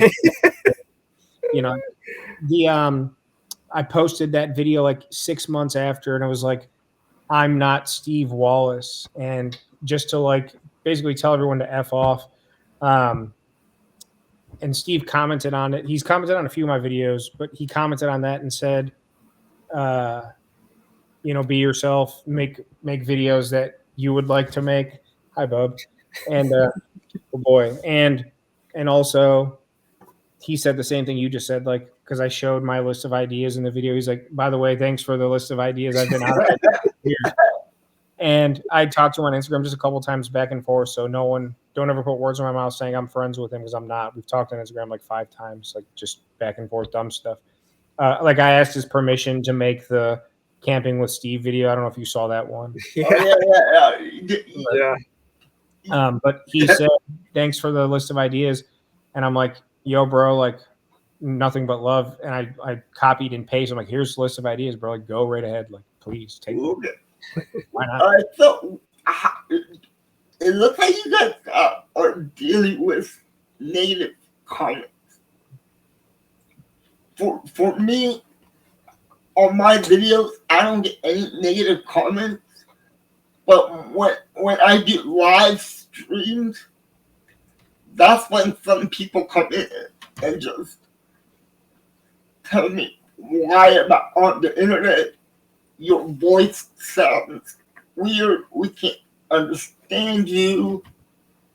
That's the part I like about the YouTube thing. I can understand you fine for what it's worth. Oh, okay. I feel like the anonymity of being able to say whatever you want, whenever you want, just really emboldens some people, because I know a lot of people never say half the stuff they say to my face. Like, I'm not saying I'm badass or something, but I will smack you. like I told Sam about this one person that came into my live stream and he basically told me I should quit and go die. See, for people like that, it makes me want to literally take a screenshot of his username, hire a private investigator, find out where this guy works, go there, and then just start yelling shit at him, Right. Stuff like that makes me so mad. I don't understand why people do it, but Reddit bad for that too. Reddit's probably the worst. Facebook's pretty bad too, but Oh yeah. Threads, I think I told you I stopped posting on there, even though honestly I got you know, a lot of positive comments and stuff on there, but yeah, people are just much quicker to negativity on Reddit. Ooh. Oh man. It's hard. I definitely got desensitized to it, but yeah, people, they're definitely just like, I think it's like you said, anonymity, and on Reddit especially, you know, just like YouTube, you're generally, you know, I don't think I've seen many Redditors that are just Todd Champion or Sam Bucarelli with a picture of themselves. It's, you have that freedom of speech or freedom of expression to tell me to go F myself, or yeah, of course. When there's a couple people, and I have like a pretty good memory, and I communicate with my audience like no other, and I respond to everything, and that's just like one of my things, and I think it really helps a lot to nurture like a good community and whatnot, and also shows people that I'm engaged and I care about, you know, I'm not just like posting and want all these comments and stuff, which I do, but so I know a lot of the people's names that have been around for a long time. And then I start to remember, you know, it's like just anything. You see the same person every Thursday at 6 p.m. Like you're going to, you know, and a couple people, it's just like every single week. Like I can tell you their usernames right now because it's like 2 or 3, maybe 4 people.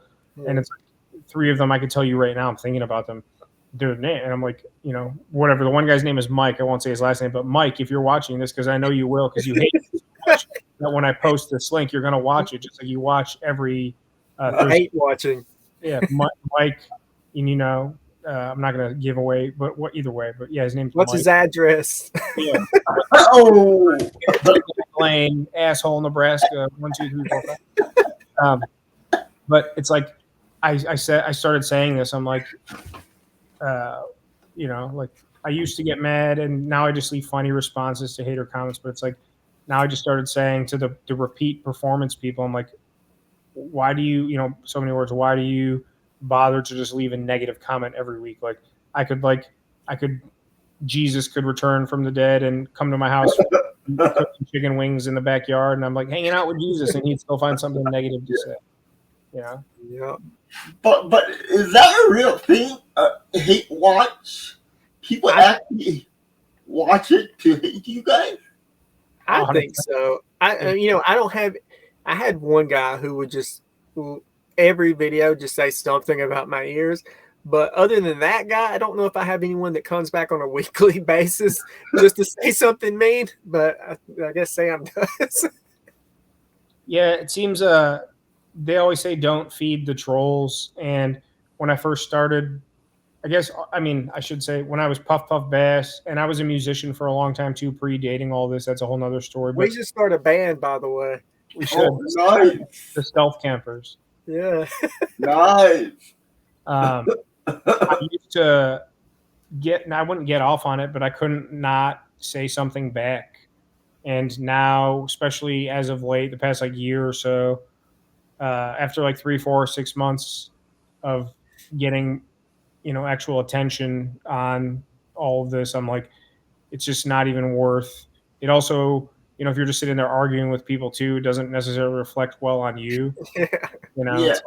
nor do I have the time to like sit there and, you know how it goes. It sucks. But at the same time, I have noticed that there's a few more people that were like, it's like different phases of different trolls, and they kind of come and go. And they do tend to, if you just kill them back with kindness, like someone will say, you know, Todd Champion's way better than you. You can't hold his jock. I'll be like, thanks, I like Todd too. Or like, you know, you're an idiot. Like, why do you have to make weird noises and shake your butt and dance and stuff? Like, well, I'm sorry you didn't, you know, like my dance moves, but I'll work on those to make you you know, just like Okay.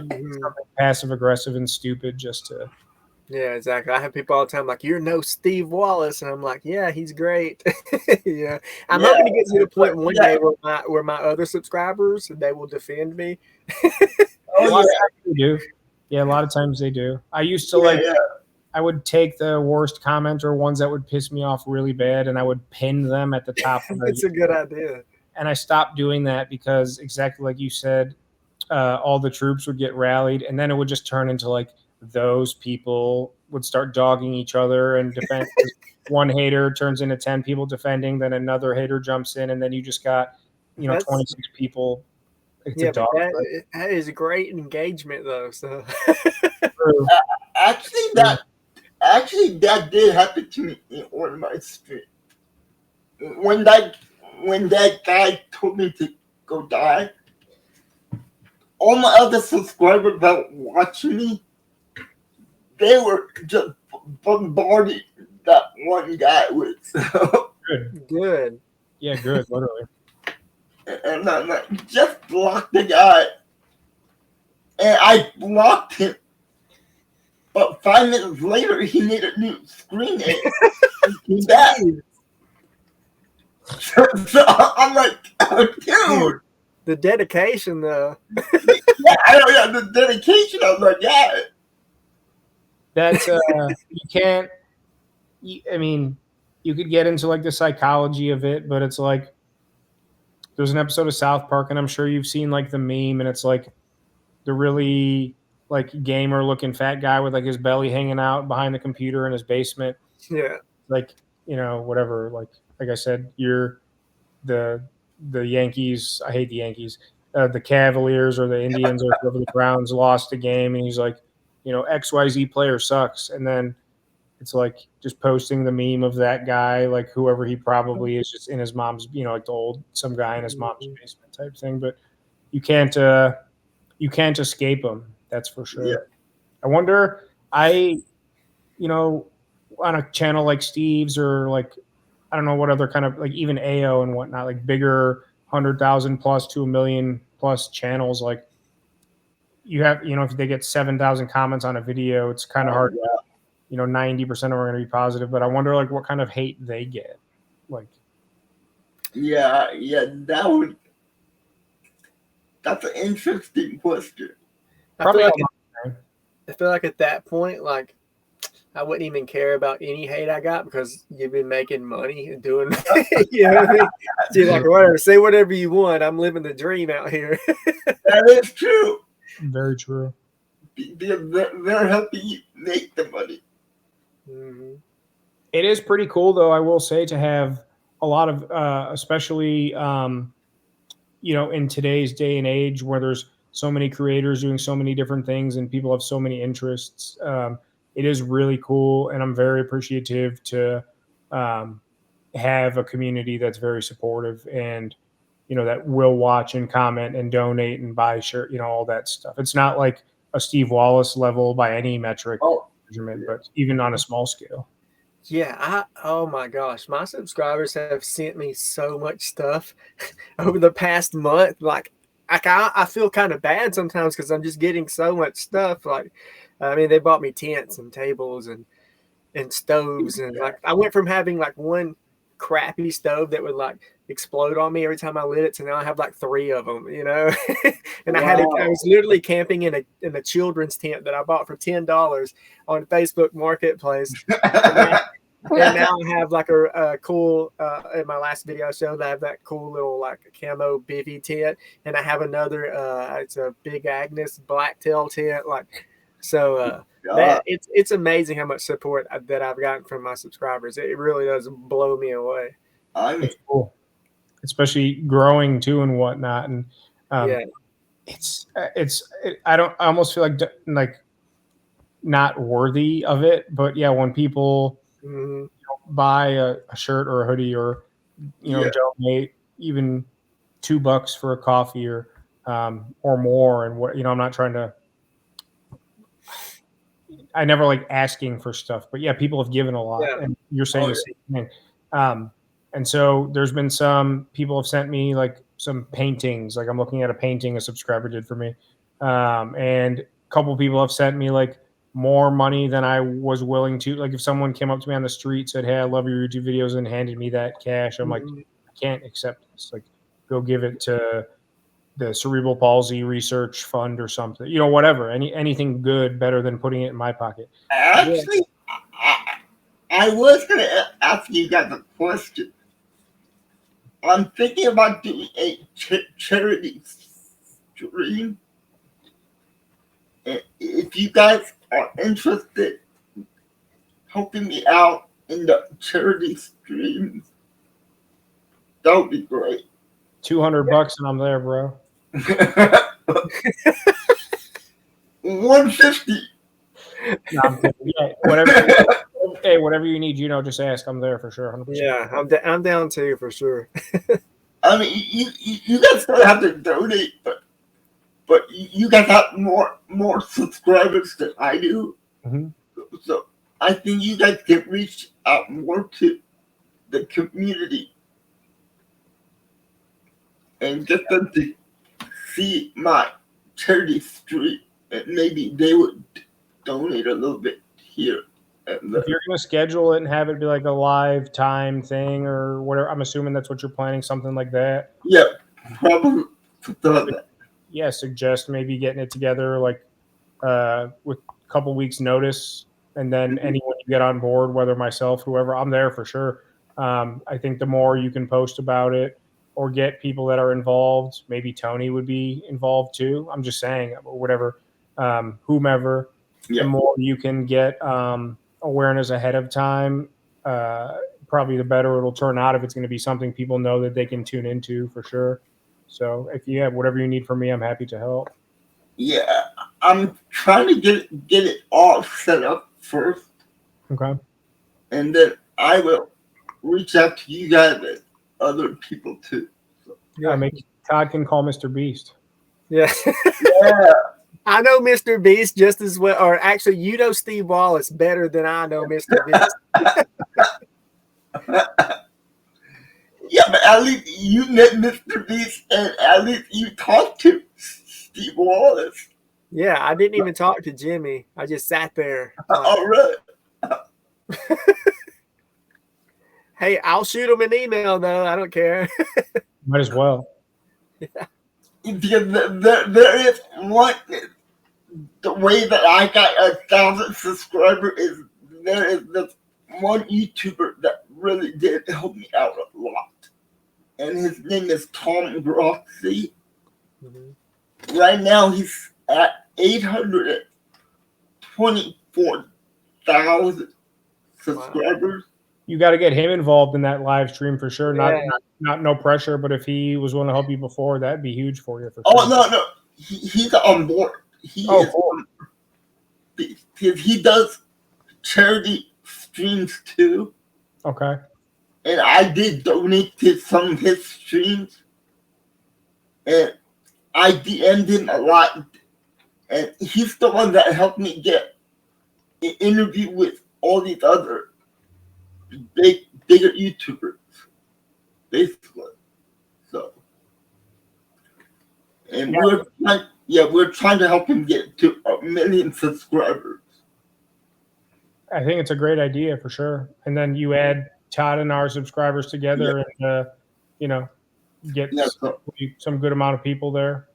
And the guy raised $1 million for charity in 5 days. Wow. So that was insane. I think it's wild the amount of influence people have nowadays just through their like online shtick, whether a stealth camper or I know he's a sports guy, is he not? Yeah, he's a sports content creator. Right. Like even like some of the streamers and gamers and stuff like you do. So people can really do some crazy stuff, whether it's for charity or just for their own, even like Mr. Beast with like billions of dollars of prize money and wrecking trains and all kinds of renting out the pyramids in Egypt or whatever I saw last week he was doing or something like that. It's like, it's wild. Man, I mean, how rich do you have to be to rent out the pyramid? I think he said he paid like, I read something, he paid like $50 million to rent it for 3 days or something. He rented it for like 3 days straight for like tens of millions of dollars or something. Maybe I read the number wrong, but I know he rented it for 3 days, unfettered access to do whatever he wanted. I believe it was like $20 million or $50 million. I could be wrong. Fact check somebody. But that is insane. All right. Yeah, that's nuts. Whenever he rented out the Las Vegas Raiders stadium for us to do that video, I thought that was crazy. And then he goes and rents out the whole pyramids. Jesus Christ, man. That is. Have you thought about doing any, I guess for either of you, it's one thing I haven't done yet, but it's something I've been thinking about because I would like to start traveling more to make content, go stealth camp at some other places, or be on the road and shoot multiple stealths and blah, blah, blah. Stuff I'd probably talk about more behind the scenes, but Patreons or channel memberships, or I know we probably all do the buy me a coffee type deal in one shape or another, which is great. The YouTube, I'm not a huge fan of, and I never want to tell people how to donate, but if you donate $10 through buy me a coffee on PayPal, the fee is like 40 cents. On YouTube, they take like $4.50. Yeah. If I'm trying to give Todd $20 because I support him, doing it through YouTube, Todd's only going to pocket like $12, and through PayPal or whatever else, he's going to pocket like $19.25. So I guess my question is, have you guys considered or looked into that at all? I haven't really done any research on it. I did look into the membership, but like I said, I'm a smaller YouTuber. Still, yeah. So it's not going to be worth it because I think they charge you a percentage every single month. Do they Even though you can't sell your membership, they take a little percentage. So I do have a YouTube membership, and I've honestly never even talked about it in any of my videos. Okay. You have it.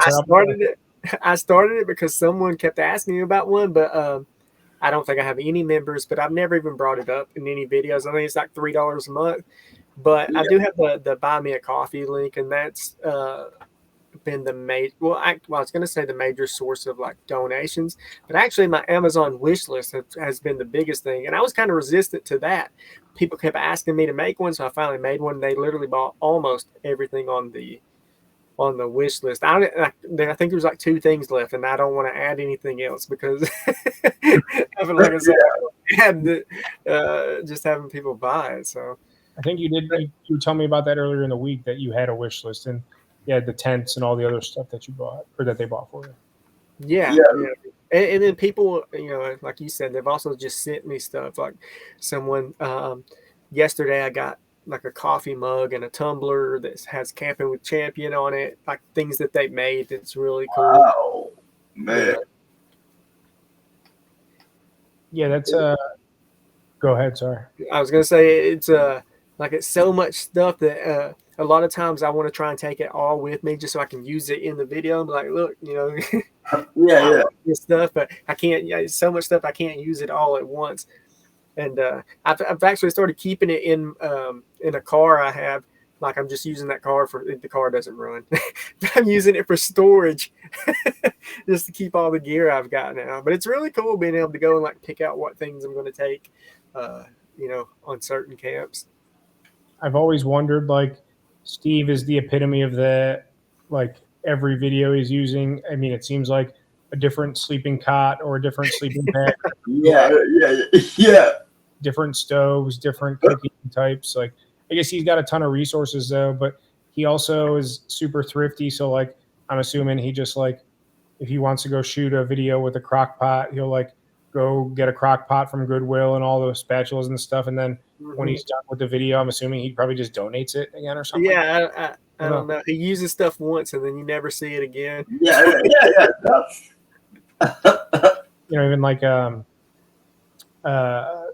when he rented that RV, or not rented, he bought that RV recently and did all the 70s stuff. Like, yeah.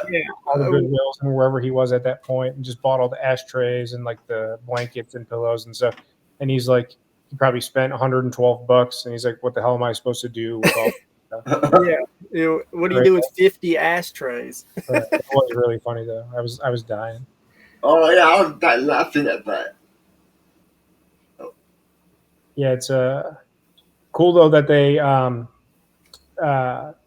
supportive of all of us too. And yeah, like you said, just as far as even sending you stuff and whatnot, like imagine being like a Steve or being like a Joe Robinette or some other big outdoor type people, or even like AO, if you have a PO box and people, just I wonder if people ever got any like weird stuff like love letters or like I'm sure they did. Like weird stuff. I want to say a few examples, but if you know my brain and style of humor, I'll just leave them off your channel. Yeah. I know what you're gonna say. I guarantee you they do. Probably so. Probably so. Yeah. All right, fellas. I enjoyed it. Thank you so much for coming on. No problem. I had a blast, honestly. This usually I would just be sitting here by myself watching TV, or I mean with my wife, but And tell your wife I'm sorry to take you away from her tonight. I'm sure she has no problem with it. And same to you too, Sam. Tell your wife sorry. Oh, I'm glad. It was funny when you came in because Jay hit me up yesterday and said you guys were doing this tonight. Then today he asked, "Do you want to come on in the last 10 minutes?" So like I said, we finished that scarring Twister movie. Like I'll never the same way. And I'm like, it's 9:46. I'm like, I'll run upstairs. I threw my hat on, come back down, and then I thought you guys were done because it was just Jay. He's like, oh, Todd's running a few minutes late. So instead of the last 10 minutes, I was here for the whole. So my bad. I didn't mean to. I had fun though too. Happy to do this again whenever. I mean, you fellas are great. Maybe we can do something together sometime. You know, I like to talk.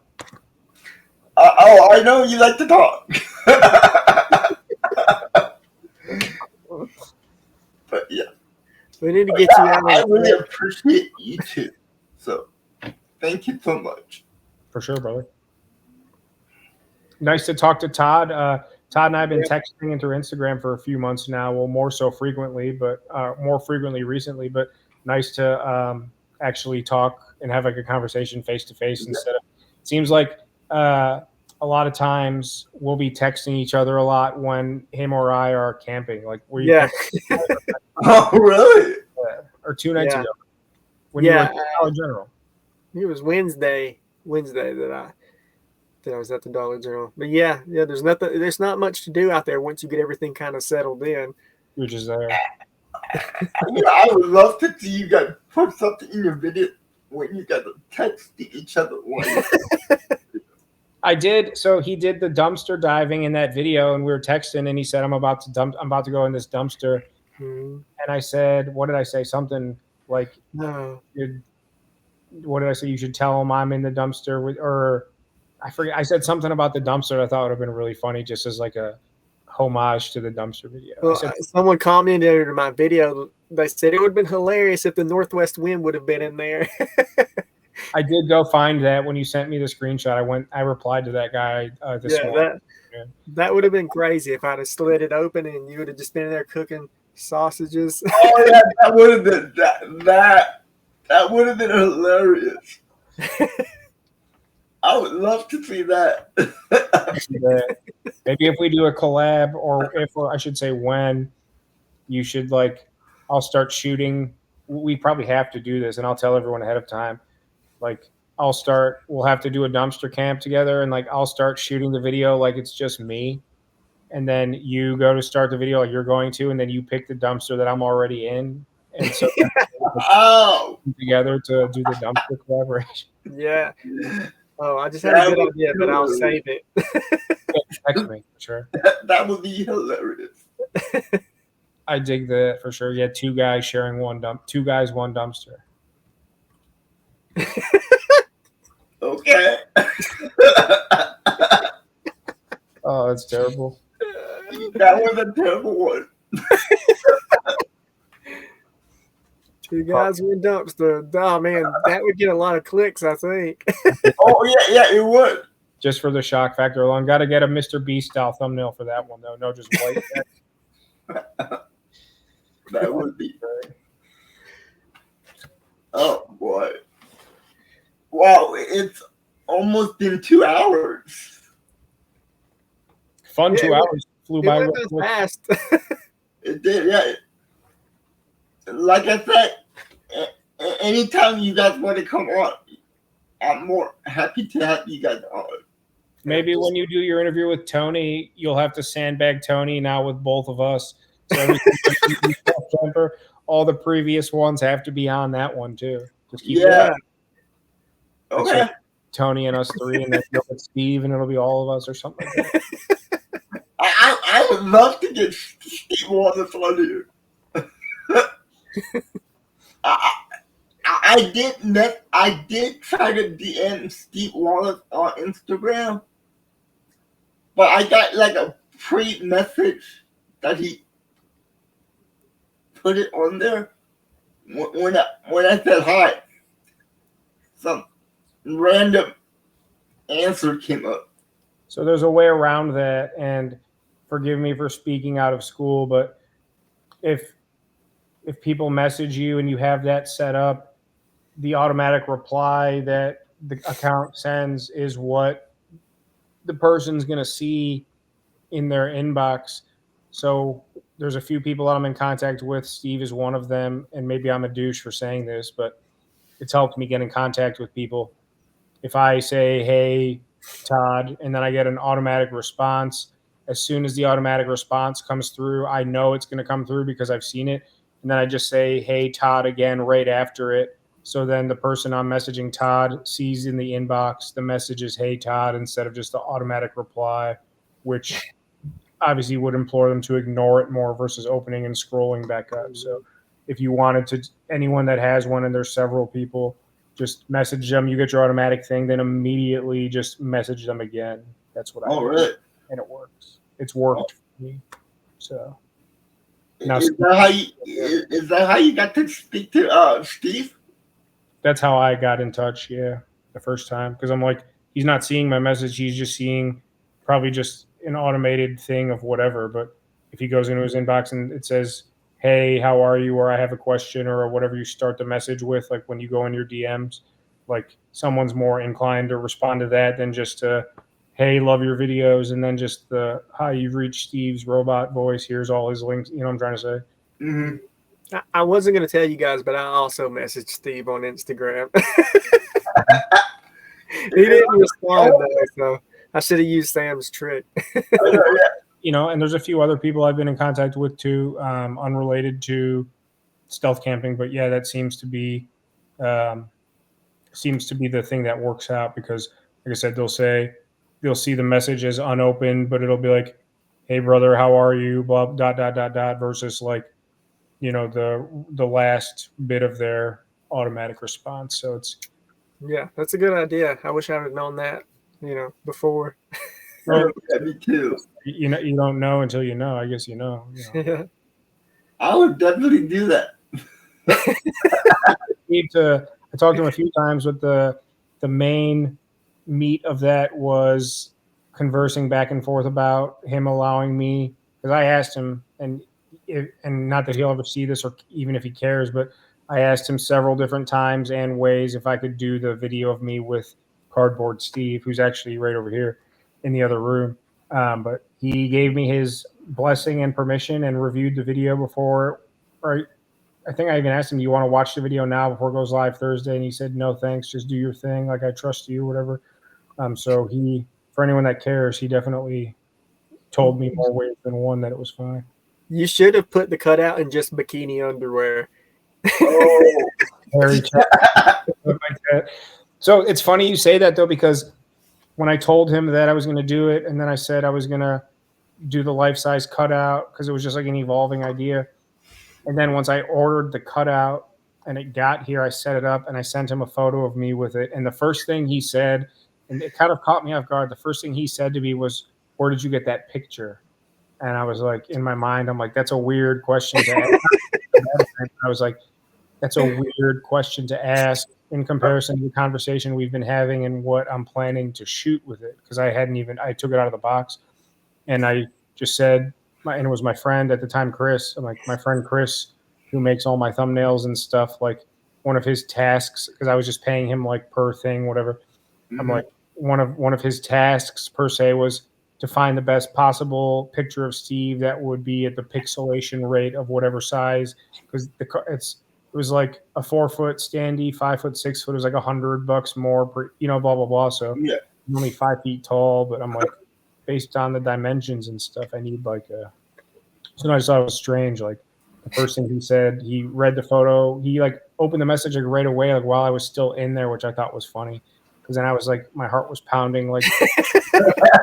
Like I sent it, and then it was like before I could close it, it was like seen. Just he must have been on or something, and typing.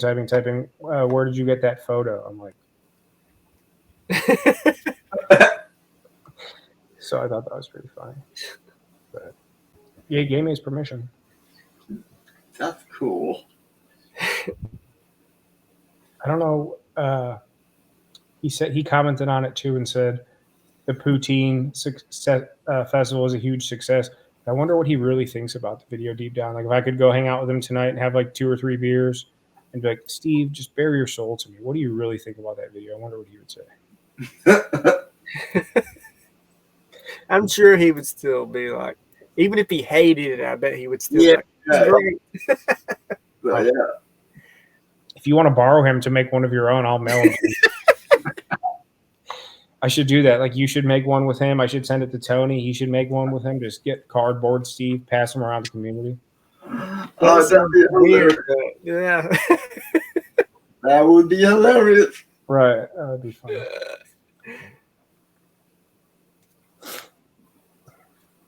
Well, guys, it is getting late, and I know it's getting late where you are and where you are. So.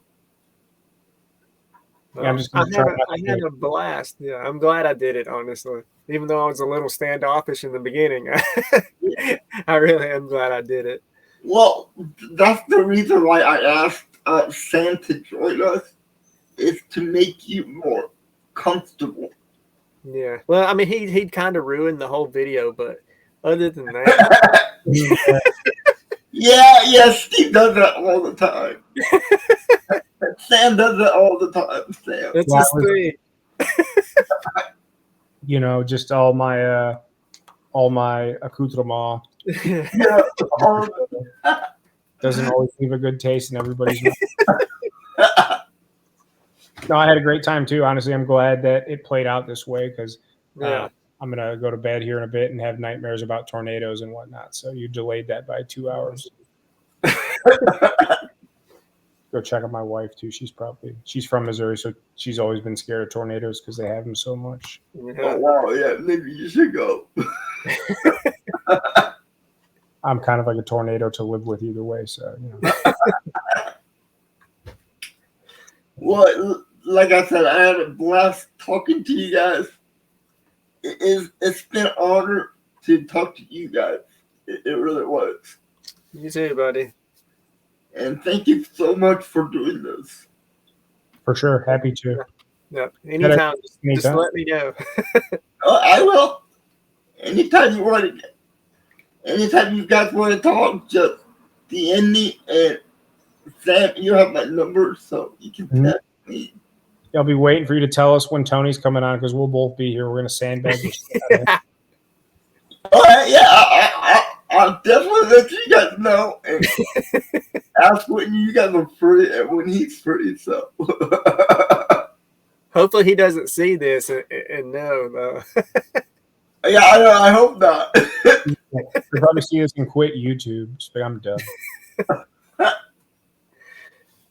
But yeah. But it's been an honor. Thank you guys so much. You're welcome. For sure. Both you guys. And I hope you guys have a great night. And I'll talk to you soon. Yeah. Thanks, buddy. No, thank you guys. Later.